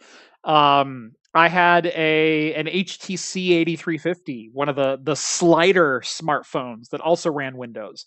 And I'd use them for a couple of weeks because I got them for free or got them on a discount on eBay or something like that.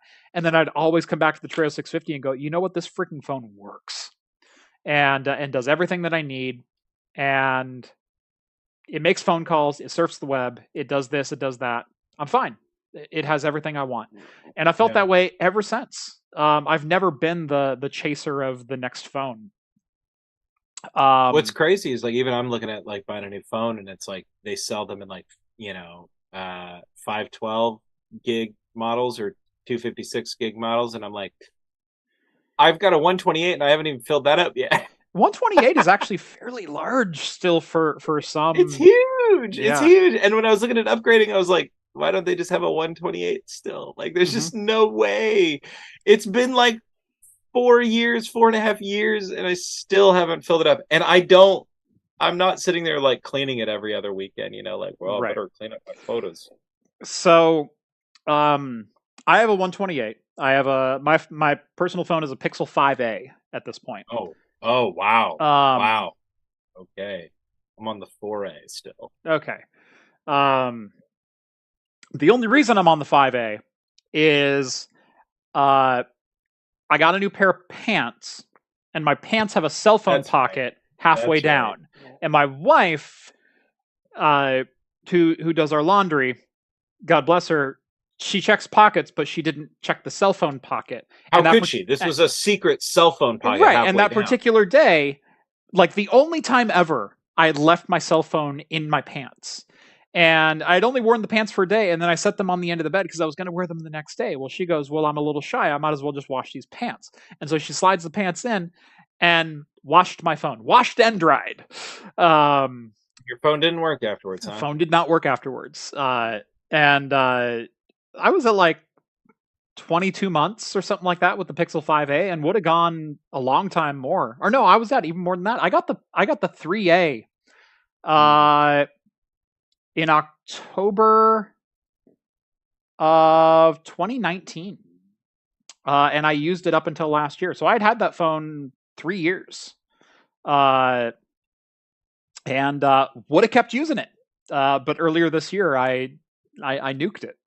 And I'm like, dang it! Now I have to buy a new phone.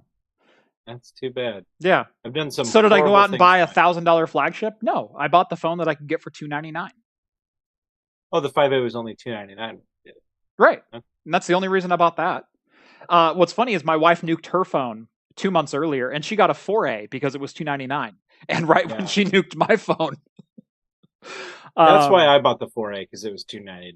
Right. I feel that's what I need to spend on a phone.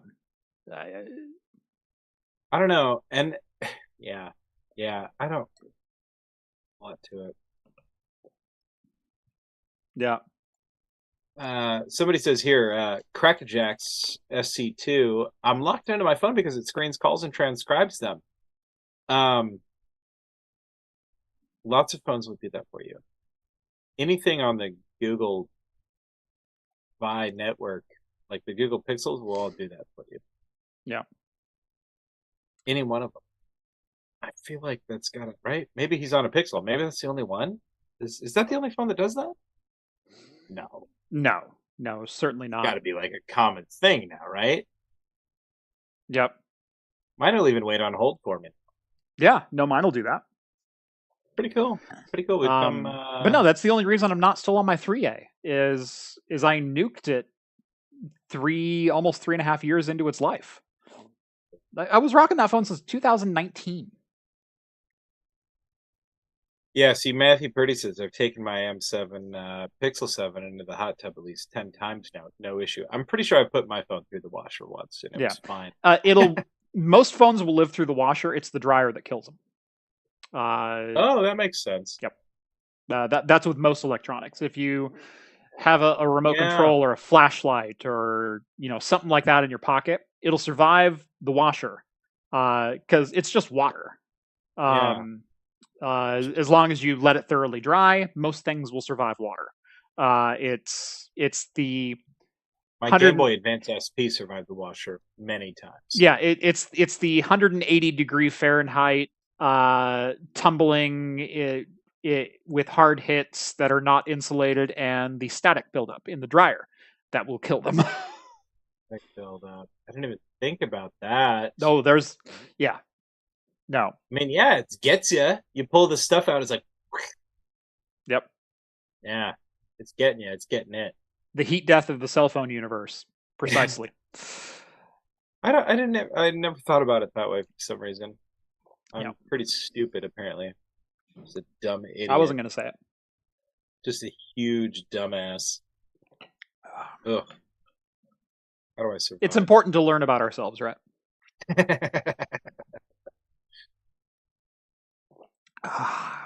All right. Well, we've got a couple more stories to talk about. Intel made some announcements, but first off, I want to open my next beer. So this one is the Fort George Focus IPA. That is a great beer. It's a great beer. It's a great can, too. Fort George, they don't make a bad beer. I haven't had a bad Fort George. Look at the chromatic aberration on the hops. Right there where you're holding it is perfect for the... Isn't that so good? Like, they don't mess around with can art anyway, and this I think is one of their best. Like, it is so good. Anyway, 7.76? No, 6.5. I keep overestimating these beers tonight. 6.5% Fort George Focus out of Astoria, Oregon. I'm sorry, out of where? Astoria, Oregon. You're putting a lot of emphasis on the word ass. Astoria. You did it again. How else are you supposed to say it? Astoria? Yeah, there you go. What's really funny, we've talked about Eugene, I think twice now in today's video. Everyone up here says it's Eugene. Yeah. It's Eugene. Yeah. As my math teacher from Eugene used to say, you're putting the emphasis on the wrong syllable. Yeah. Eugene. You know that it's wrong because Bender calls it Eugene. Right. Oh, wait, I'm thinking of Eugene, Oregon. I haven't been to a homeless camp this big since Eugene, Oregon. Yeah. Which is funny because it's not even accurate anymore, based on just common statistics. No, gosh. Not even close. Yeah. No, it was Hobo Camp. Hobo Camp. Biggest hobo camp this side of the quadrant. Have you watched any of the new Futurama's yet? I still have not. What are you waiting for? Have you caught up on Lower Decks? Then bite me. But I've watched 3 episodes of Picard. Ooh. Yeah? I mean, I gave you full access to my totally not have access to you Plex server that may or may not have Picard on it. You don't even have season 2. I do too. It's on there. I don't know if you do. I've watched a lot of things on there, but I've only watched 3 episodes of Picard for some reason. I don't know why. Oh, he's looking it up. Look at that determination. I am looking it up. I'm positive I have it on there. And with your mic like that, you look like a referee reviewing a play in slow motion right now. That's funny. I'm looking it up. Okay. Right. Please be right. I can't afford another one.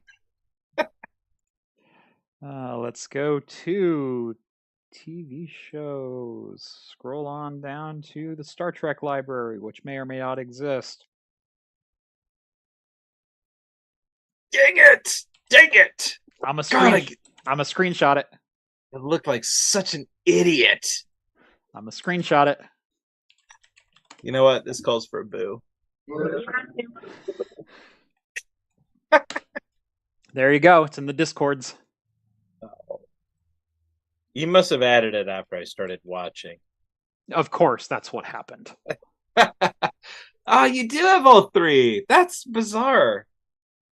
Just saying. Dang it. All right, fine. Fair enough. I got a good library. I got a really good library. You do. It's come in handy a number of times. Yep. What's this obscure star or sci-fi thing? Oh, wait. Let me check Jeff's Plex.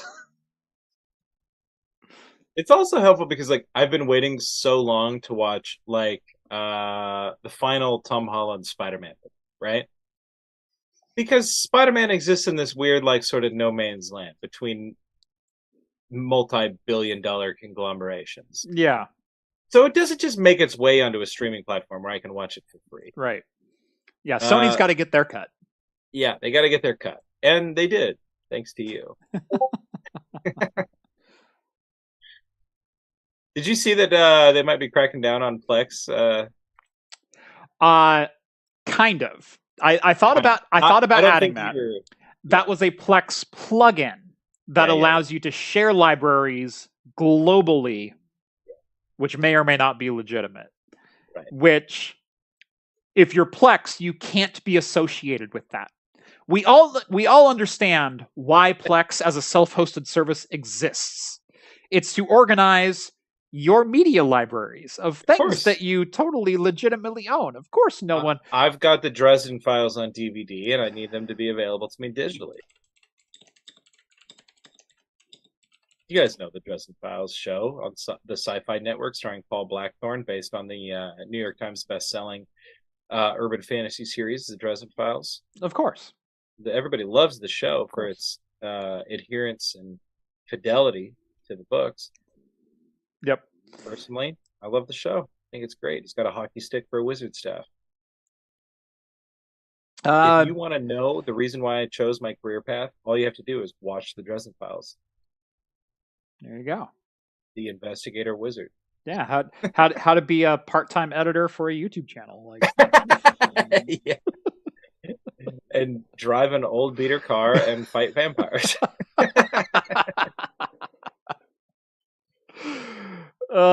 Living the dream, Rett. I've finally done it. Thanks, B Television. Thanks, Joss Whedon knockoff. Oh, that's so good.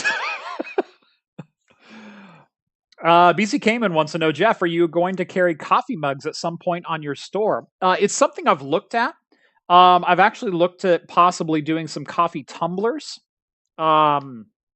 So the main point of my store is I want to be able to do everything in-house. I want to own everything, all processes, top to bottom. That is merchandise selection, that is printing, that is QC, that is shipping. Because the only way I can make it affordable and make a profit on it at lower volumes like I do as a YouTube channel with only 300,000 subscribers is to own the process top to bottom. To own the means of production. You own the means of production, right. I've mentioned that several times. That I was tired of dealing with Teespring, so I seized the means of production. We are right now working on T-shirts and possibly hoodies, and we will be designing and producing in-house. Hopefully, that is something that comes to fruition. I'd like it to happen before the end of the year. The other thing that we're working on is getting some other creators on board where I will be a print to ship provider for a couple other creators. Starting with, actually, if I get off my ass and do it, Hops and Brews. I have a full lineup of merchandise for Hops and Brews ready to roll. So Hops and Brews could use some merch, you know? He's got some pretty sweet looking pint glasses, whiskey stones, coasters, keychains, bottle openers. Like I've done the whole set for him. Nice. So yes, I'm actually a little jealous of how good the glasses came out. So I made some pint glasses for him, and they are chef's kiss, amazing. I'm genuinely a little mad. Because I think they're better than mine. They have the same nucleated bottom, so they still, add convection and nucleation sites. Can constantly refresh your head. That's why my beer now always looks like this in shots, is because the beer is constantly refreshing itself. But like the circuit board etching, the PCB etching looks amazing. Hops and Brews, I did the bunny on one side and the Hops and Brews logo on the other. But since it's only two-sided, you can spin the glass and you can see one through the other, and they're perfect. Like, they look so amazingly good. Dang, that sounds great. So I have one of his glasses upstairs. I need to bring it down one of these days. But anyway, this guy's looking out for a techie coffee mug. What do you guys want in a techie coffee mug? That's kind of what I want to know. So it's got to look like, your Klingon mug? Oh, the Raktajino mug. Yeah. Yeah, it's got to look like that. So it's got to be that shape, and then go crazy with the design. Don't know. But... that's a cool shape. It doesn't fit in a cup holder. So? That's an important thing. I'm always partial because my dad had one coffee mug growing up, mm-hmm. and it was that coffee mug, that shape. Really? And it was that shape. That's pretty cool. You were the only other person I've ever seen have that shape of coffee mug. And I didn't know, apparently it's common in other places in the world. I don't really know for sure, but yeah. Apparently, like in South America, that's a common shape for a mug. But it's, for anybody who doesn't know, it's really wide at the bottom, and then it tapers up. It tapers up, and then it has a really thick rim. Right, yeah. Thick rim, normal size kind of mouth. Yeah. To it, and my dad never put it in the coffee in the cup holder. He always put it on his dashboard. Well, you could do that back in the 70s, like just massive dashboards. Yeah, well, it's just, and it wasn't going anywhere if it was full. He'd set it up there. He'd be taking corners. Mm-hmm.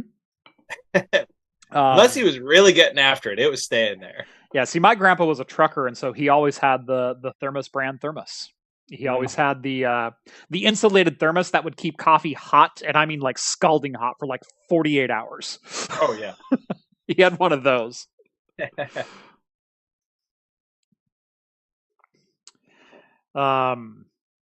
Coffee before DNS. That's a good one. Yeah, there's some fun designs you could put up something like that. Yeah, so caffeine molecule design represented in a circuit board. Ooh, I like that. Yes.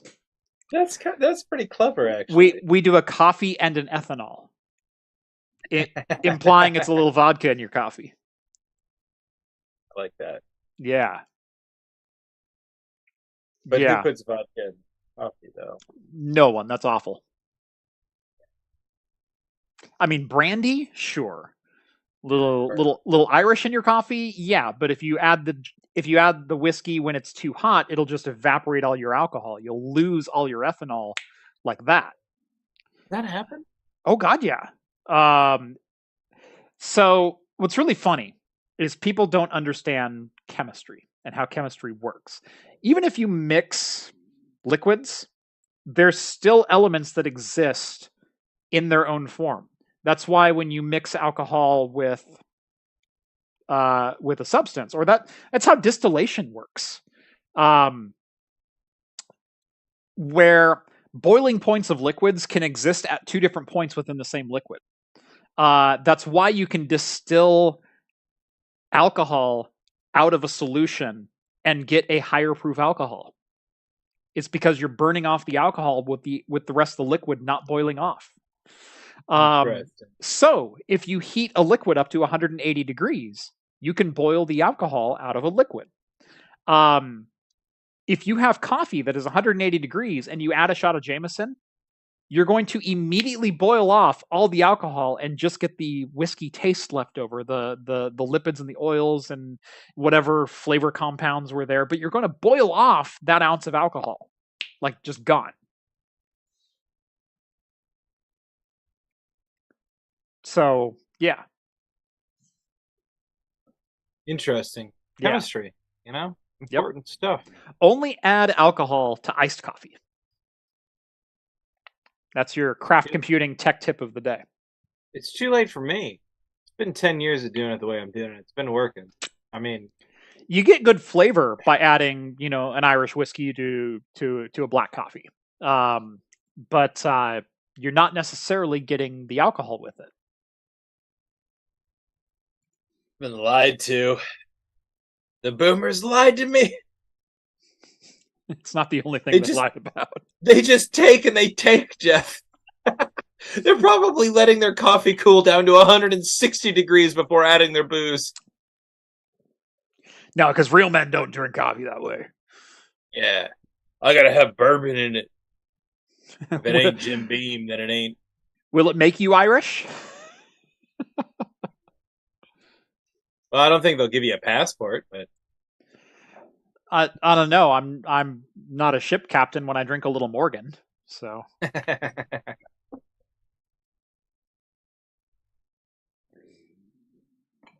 Idiot Novella Hub. Such a dummy. What a stupid question.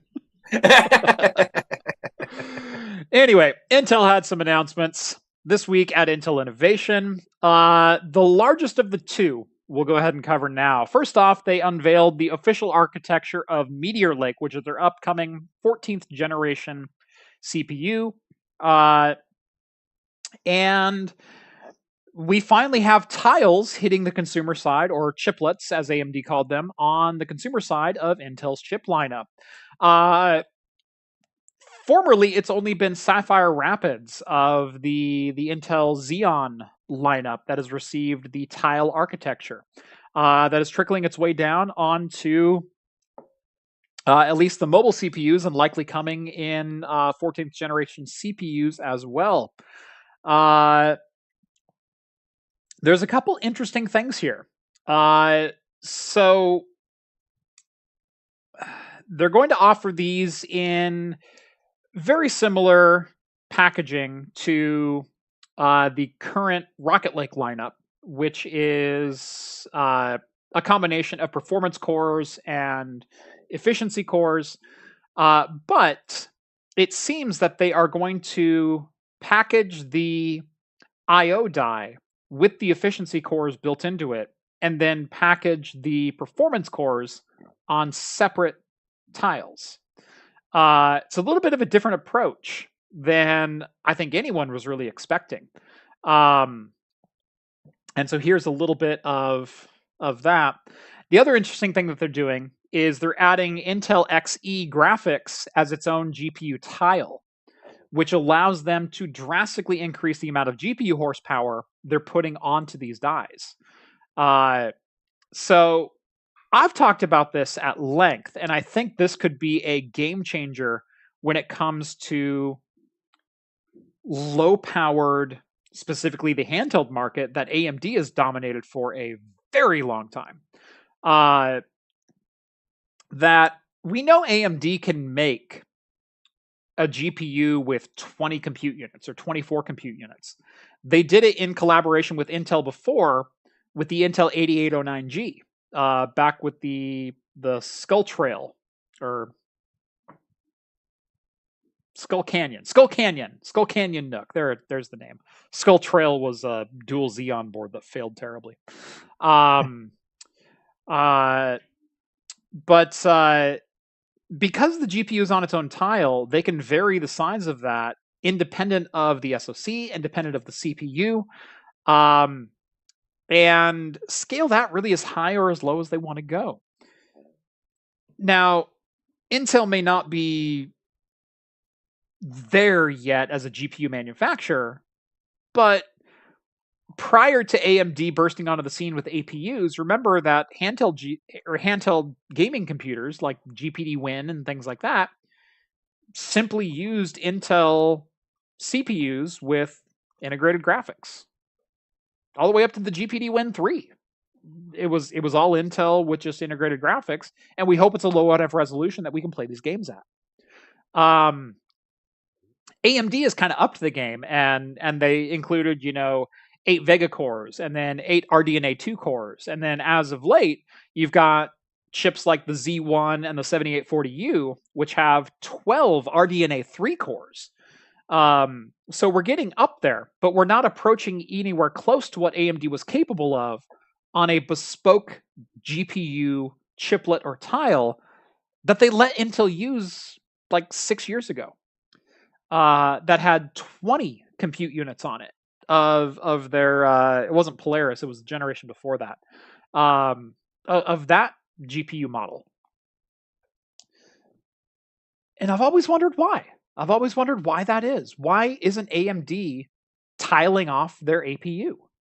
They're integrating into their 4-core package, or their 8-core chiplet, and limiting the amount of real estate that they can take up on the die, and limiting the amount of power they can get out of it. I think this is the biggest thing that's not being talked about, that GPU die, especially with as big as the handheld market is getting, with the ROG Ally, the Steam Deck itself, the GPD Win 4 coming out. You've got 1X player. You've got so many players in this game now. Even Lenovo is getting into this game at this point. That could be a game changer. If Intel can put, what is their base model? The 380 and the 350M. If they can put Arc 350 level performance on die, that's twice as fast as the Ryzen APU. As the Z1, as the custom architecture, that BS. It's a slightly overclocked version of the 7840U. Don't give me that crap, Asus.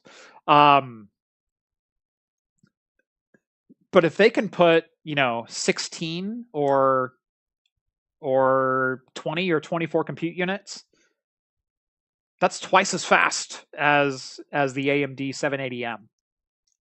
That's a game changer in the low performance or low compute space. Well, it's exciting. We talk about this all the time, how important competition is to the market. This brings a lot of extra competition to that market, especially like the handheld market, those low-powered processors. Not only that, what about the next game consoles? Yeah. I mean, is all the game consoles run off AMD right now? All of them run off AMD, except the Nintendo Switch. Except the Nintendo Switch which is a Tegra K1 custom unit. But AMD has owned the market for quite some time when it comes to game consoles, because of their. I remember when the PS3 came out. That was AMD too, right? Yep, that was AMD. PS3 was a Power PC packaged with an AMD graphics card. Even the GameCube had the GameCube itself shipped with an ATI sticker on the side of it. Really? Go look at your GameCube. There's a little tiny ATI sticker about this big. You want me to? I want you to. It's there. Right over here. Do you have it handy? Yeah. Go grab it. Right back. It's a little sticker, about a 0.5 centimeter wide, 0.5 centimeter square. It's on the bottom left under the controller ports, if I remember correctly.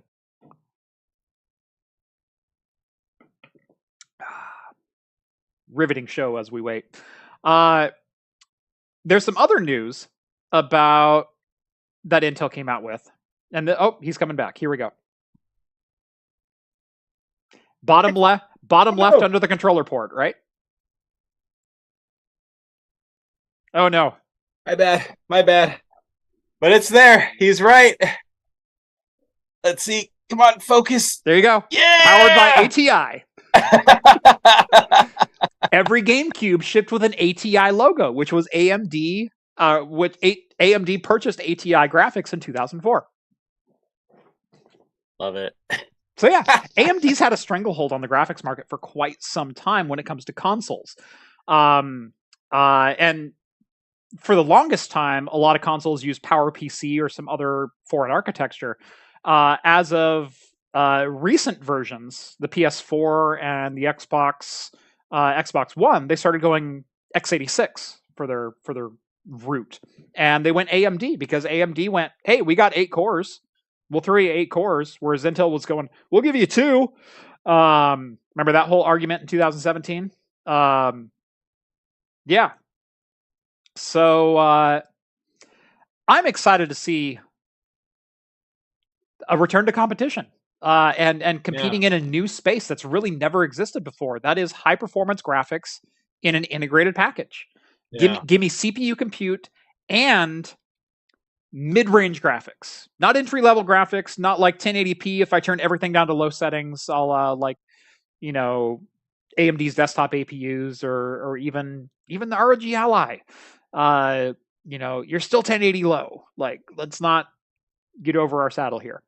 But man, if Intel can bring 16, 20, 24, 32 graphics compute units, that's a game changer.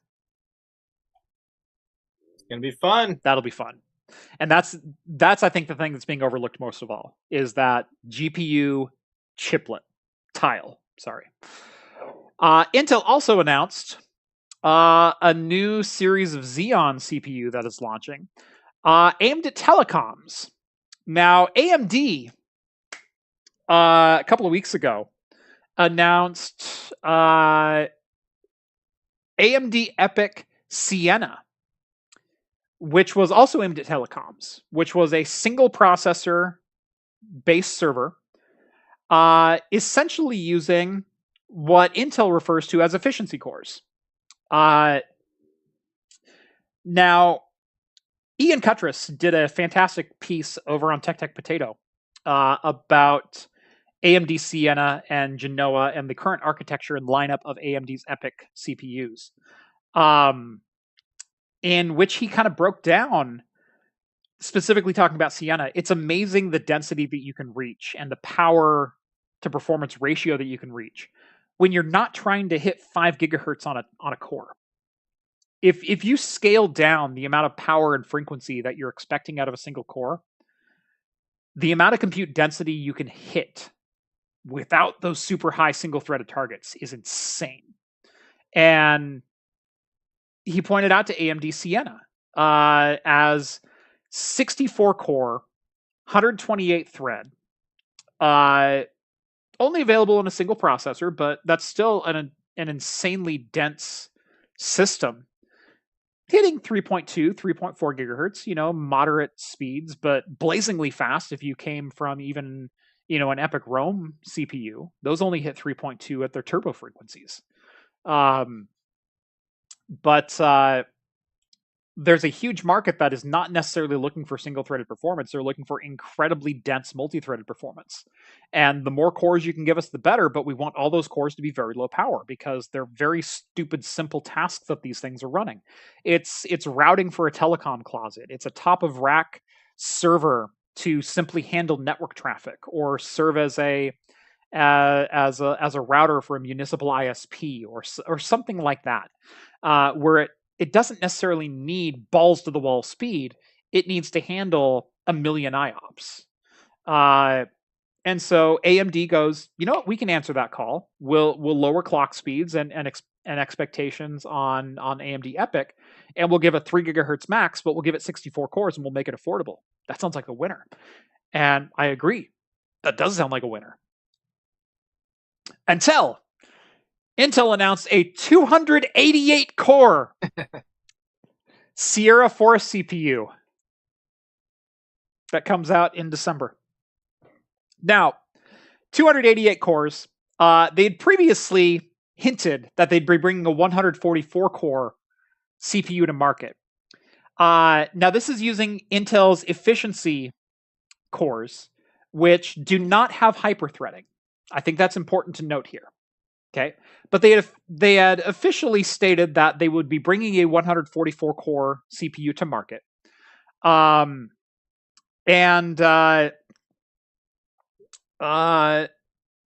this is based on essentially the efficiency cores from Alder Lake, from 12th gen Intel.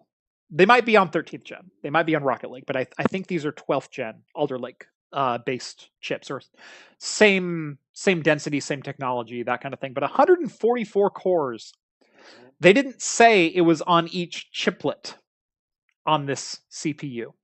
So there are 4 distinct chiplets on here. 2 of them are I/O dies and memory controllers, and then the other 2 are the CPUs themselves, each of which have 144 cores for a total of 288. Oh, did I mention you can put these in dual processor systems? So correct me if I'm wrong, that's 576 cores? 566 cores? It's not enough. 572? 572? What's 288? 576. 576. Okay. I was right the first time. 576 cores. 576 threads. But in a single 1U system. That's what Intel just announced. That's cool. Look, it's not that the 96 and even 128 core, AMD EPYC isn't cool. It's not that Intel's Sapphire Rapids, what is it, 78 or 76 core.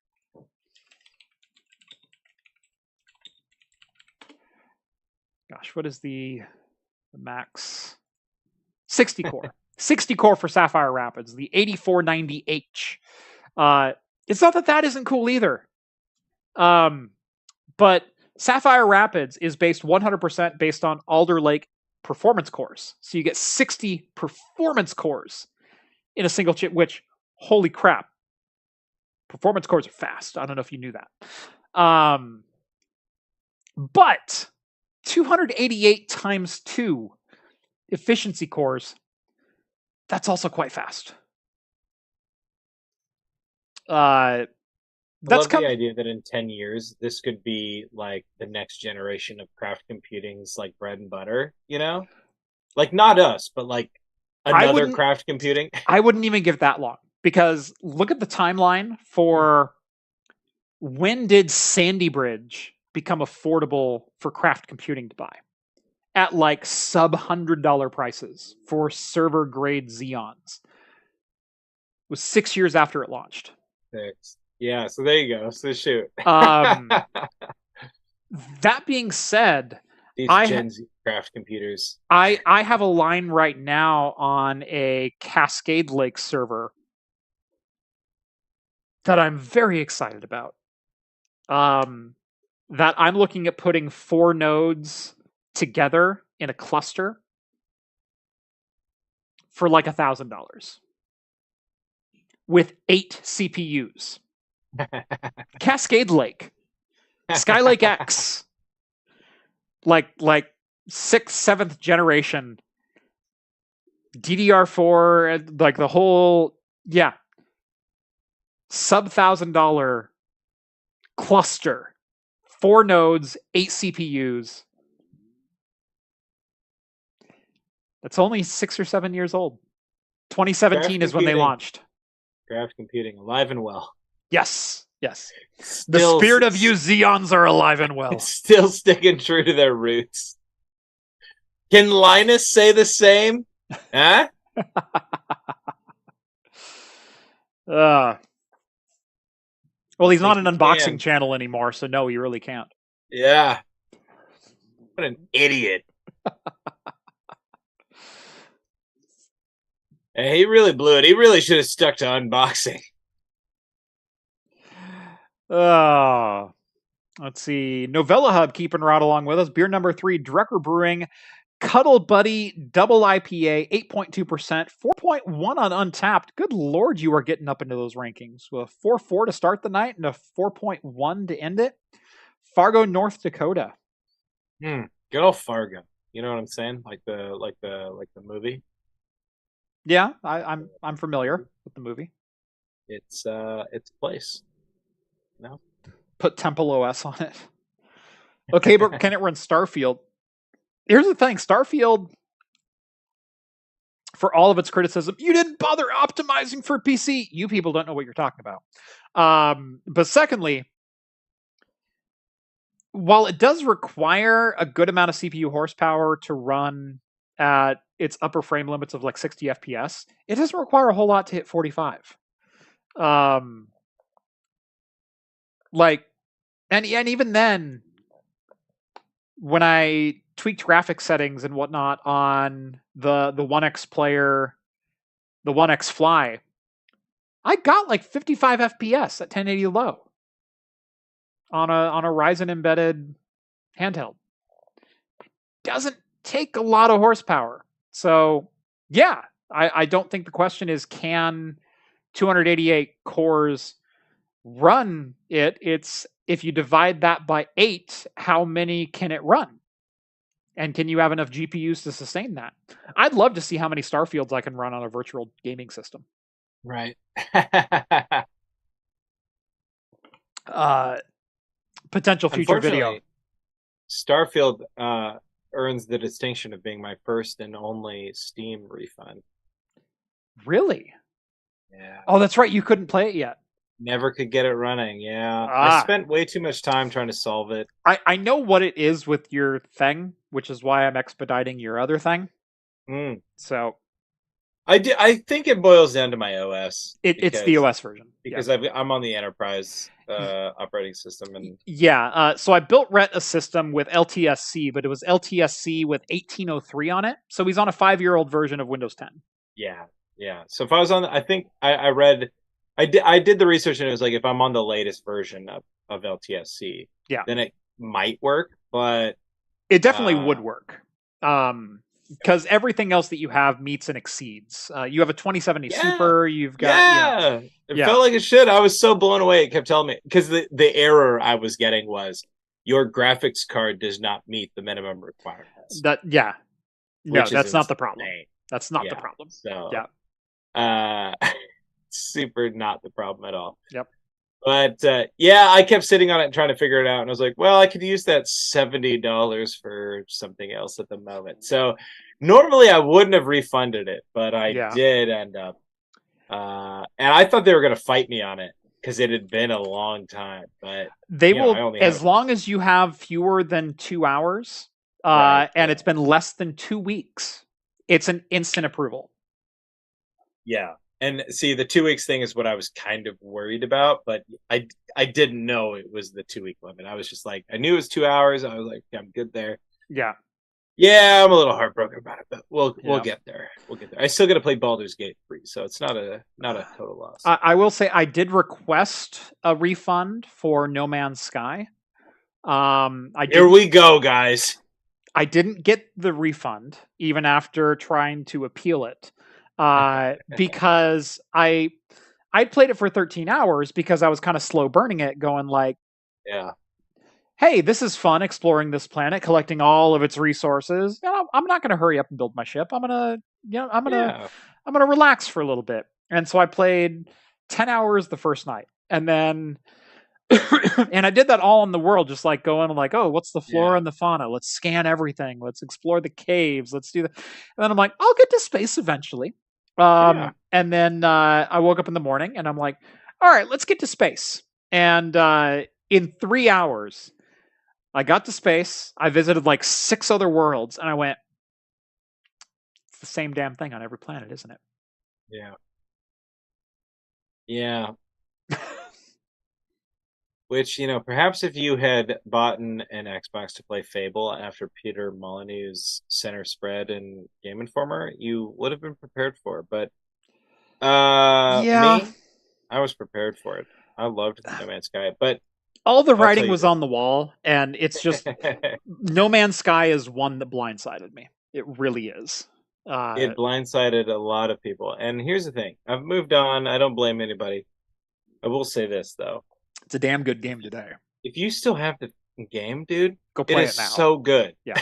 It is so good. When I had to uninstall and refund Starfield, I was like, well, why don't I just go play some No Man's Sky, get some space out of me? There you go. Oh my God. And they just launched another update for it like the other day.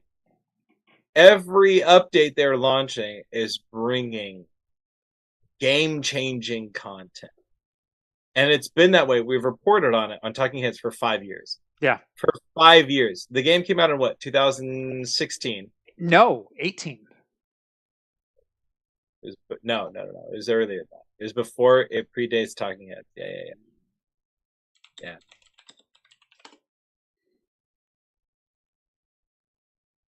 August 2016. Came out in 2016. You're right. You're right. And I only know that because no, you're absolutely right, because I remember the room that I played it in was later my studio, and it wasn't my studio yet. Okay. No, you're totally right. And that's the thing. It's like, yeah, I just had these memories, and then we started doing Talking Heads, and I had been playing the game for a long time. No, I was thinking, because in my original SteamOS video, when I said what could have been, and then I went and revisited SteamOS, on my second video on it, of like, hey, there's this new thing called Proton, which lets you play Windows games inside of SteamOS now, and it's really kind of cool. No Man's Sky was one of the only games that I had trouble getting to load. But it was only during my initial testing. I went back and tried to get like benchmark numbers for a couple of things, and then when I tried it again, it loaded no problem. And so I had to annotate the video going like, no, actually it fully loaded and worked. Like, it was amazing. And so I think the text in my video, or what I said on script, was 18 out of 20 games worked, and one of the ones that didn't was No Man's Sky. I later had to amend that to 19 out of 20 because No Man's Sky ended up working. Yeah. But that was 2018 that I did that video. And so that's why I was thinking, oh, it must have been a new game. No, it was 2 years old at that point. Well, yeah, it Good may Lord. as well have been 2016 was 7 years ago. Don't. Just stop. Just stop. God. It's hard because like COVID years don't feel like they count, Jeff. But like, I was on the first Talking Heads 6 years ago. I'm in my mid-30s with COVID years. That's how we ought to start measuring it. I'm still in my 20s, not ending baby. now. Still in my 20s. We're good. Yeah. I'm young. I'm hip. No cap. Mm-hmm. No cap. Bet. You know what I'm saying? Come on. That joke deserved a lot. Anybody in chat out there get the I chuckled. Not enough, though.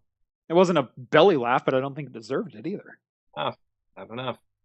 Any Gen Zers out there? Come on. Throw me a bone. Some chat. But that's what I'll say. And I have no doubt that Starfield is cool as shit. So I'm definitely looking forward to that. You know, one thing I didn't try to do was to install it and run it on my Steam Deck. Maybe I should have done that before I refunded, but no. Okay, awful idea. At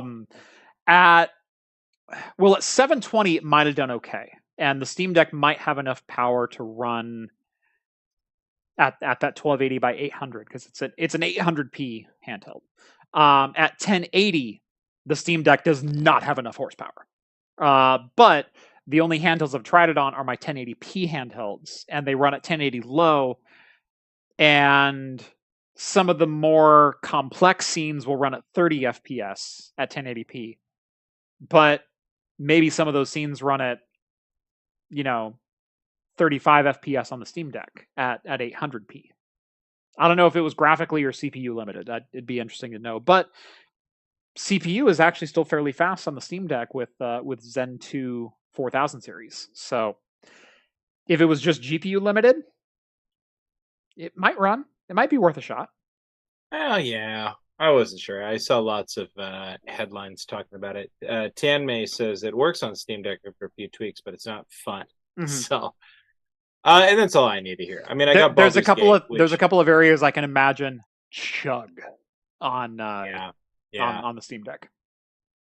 I'm count myself lucky that Baldur's Gate runs on it on low settings. And it's like I gotta plug it in, otherwise it'll die right away. But like I can lay in bed and play Baldur's Gate 3, which is the only reason I've gotten as many hours in it as I have. And what's hilarious for a point and click computer RPG, when I sit down to play it on my PC, I may as well be an idiot. I'm like, how do I play this game again? I'm used to using controls. It's really interesting.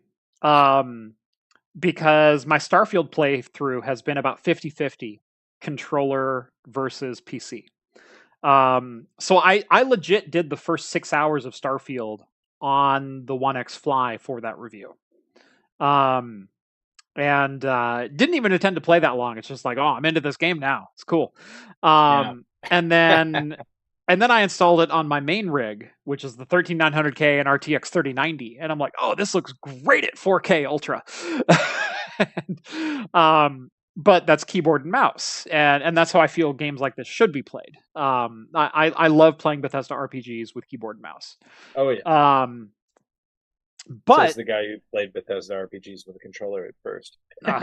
It's awful, right? I don't know. Sometimes the Morrowind controls for PC suck. I will say Morrowind plays better on a controller.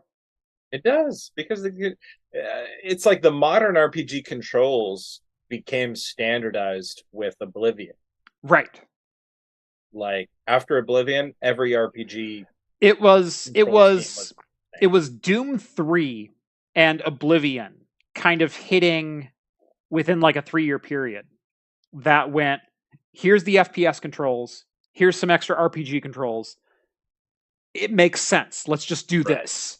Right. And both of which are id Software products, but they really did help define what would be the control set moving forward. WASD, E to activate, R to reload, F for your special ability, G for grenade and melee. Like then you got your mouse controls and alternate buttons and things like that. If you look at Morrowind, space to activate, E to jump, shift to crouch. Like, oh yeah, you're right. And then right mouse button is your menu. Right. Like, right. It's so stupid, man. Yeah. It makes you want to just like reconsider your life choices up until that point. It is genuinely hard to play Morrowind without completely remapping it to modern PC controls. Yeah, and I used to do that all the time until I became like a public figure on behalf of Morrowind. And now that Morrowind I'm here, evangelist, yeah, exactly. Before I was well known at the mega church of Morrowind, I would change the control scheme to match Oblivion and Skyrim. But now I leave it. As do you stand outside the halls of Stendur? Just is that how you become an evangelist? Yes, 100%. Yeah, you figured it out. Everybody needs to know. You too can join me. Yes. Just get to the halls of Stendur, or whatever Jeff said. Well, it's the steps of Stendur. Gosh, what is the afterlife? Lots of afterlives, bro. Where are we talking? Heaven? Talking the Brahma. You want to go a little bit more in depth and go to the Valhalla? Yeah, where's the Valhalla? Sovngarde. There we go. There you go. Sovngarde. Nailed it. The Google foo is strong with me. Obviously, Sovngarde. All right. We did have a couple beer news items, but I don't think we're going to get to them since we're already 15 past the hour, which is 10 past when we were supposed to stop streaming.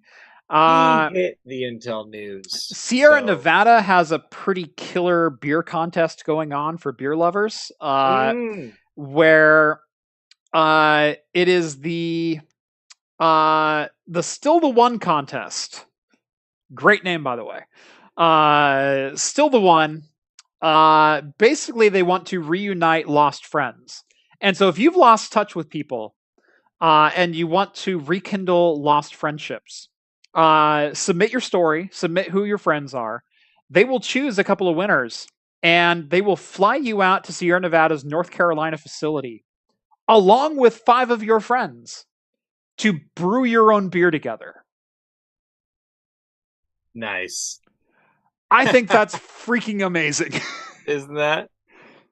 Like, hey, tell us some of the people you've lost touch with and why they meant something to you. Let's get you all together and let's brew a custom beer in their name. I love it. That's freaking awesome. I love it. Yes. Blue Everybody Moon has those people. Yes, Blue Moon releases miniature pies to pair with your beer. Yeah, they would. They would, wouldn't they? Right? This looks like some kind of horrible Red Robin mashup. But why is that bad? It's not a bad thing, because the reason I mentioned Red Robin was very specific, because Red Robin has the Blue Moon milkshake. Milkshake. Which I actually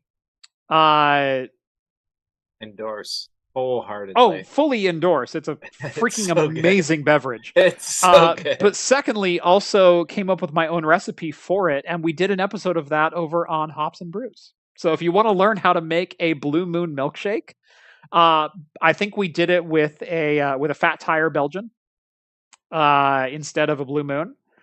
But Blue Moon is the craft beer of like the American suburbs. You know what I'm saying? Oh, totally is. It's so good. It's so great. Like maybe a little like overdone now, but who doesn't like a Belgian white done right? Oh, it's so smooth. There is nothing wrong with a Belgian white. It's so weedy. It's like biting into a loaf of sweet bread. Yes. It's thick. It's thicker than any Hefeweizen. And especially with Blue Moon, because they want you to garnish it with an orange. Oh. It's actually a requirement at bars. If you serve Blue Moon, you serve it with an orange. I used to play at this heavy metal punk club, and before Blue Moon, they served only cans of Fat Tire. After Fat Tire, they served only bottles of Blue Moon.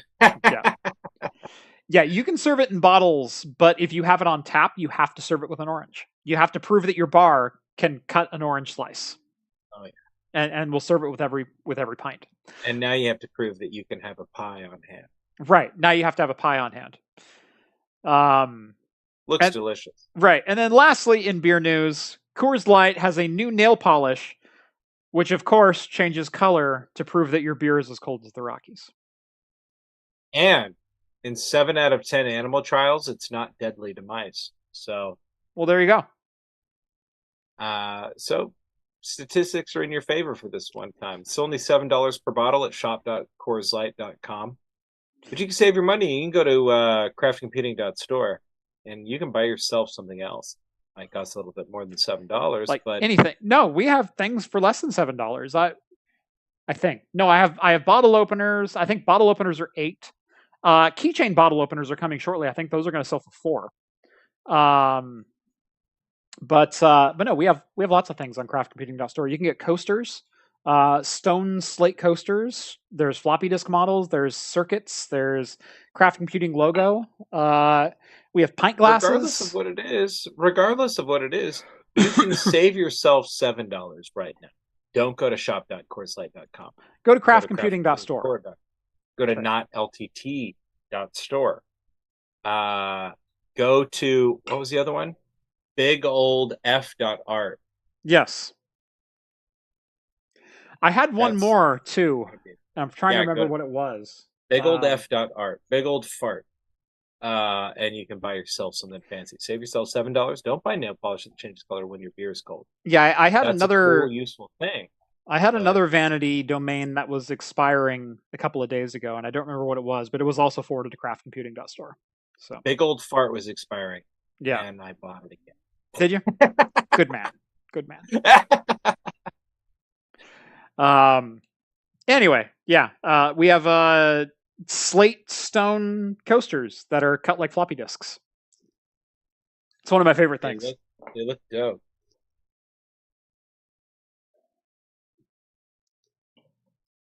Anyway, thank you so much for watching episode 302 here on Talking Heads.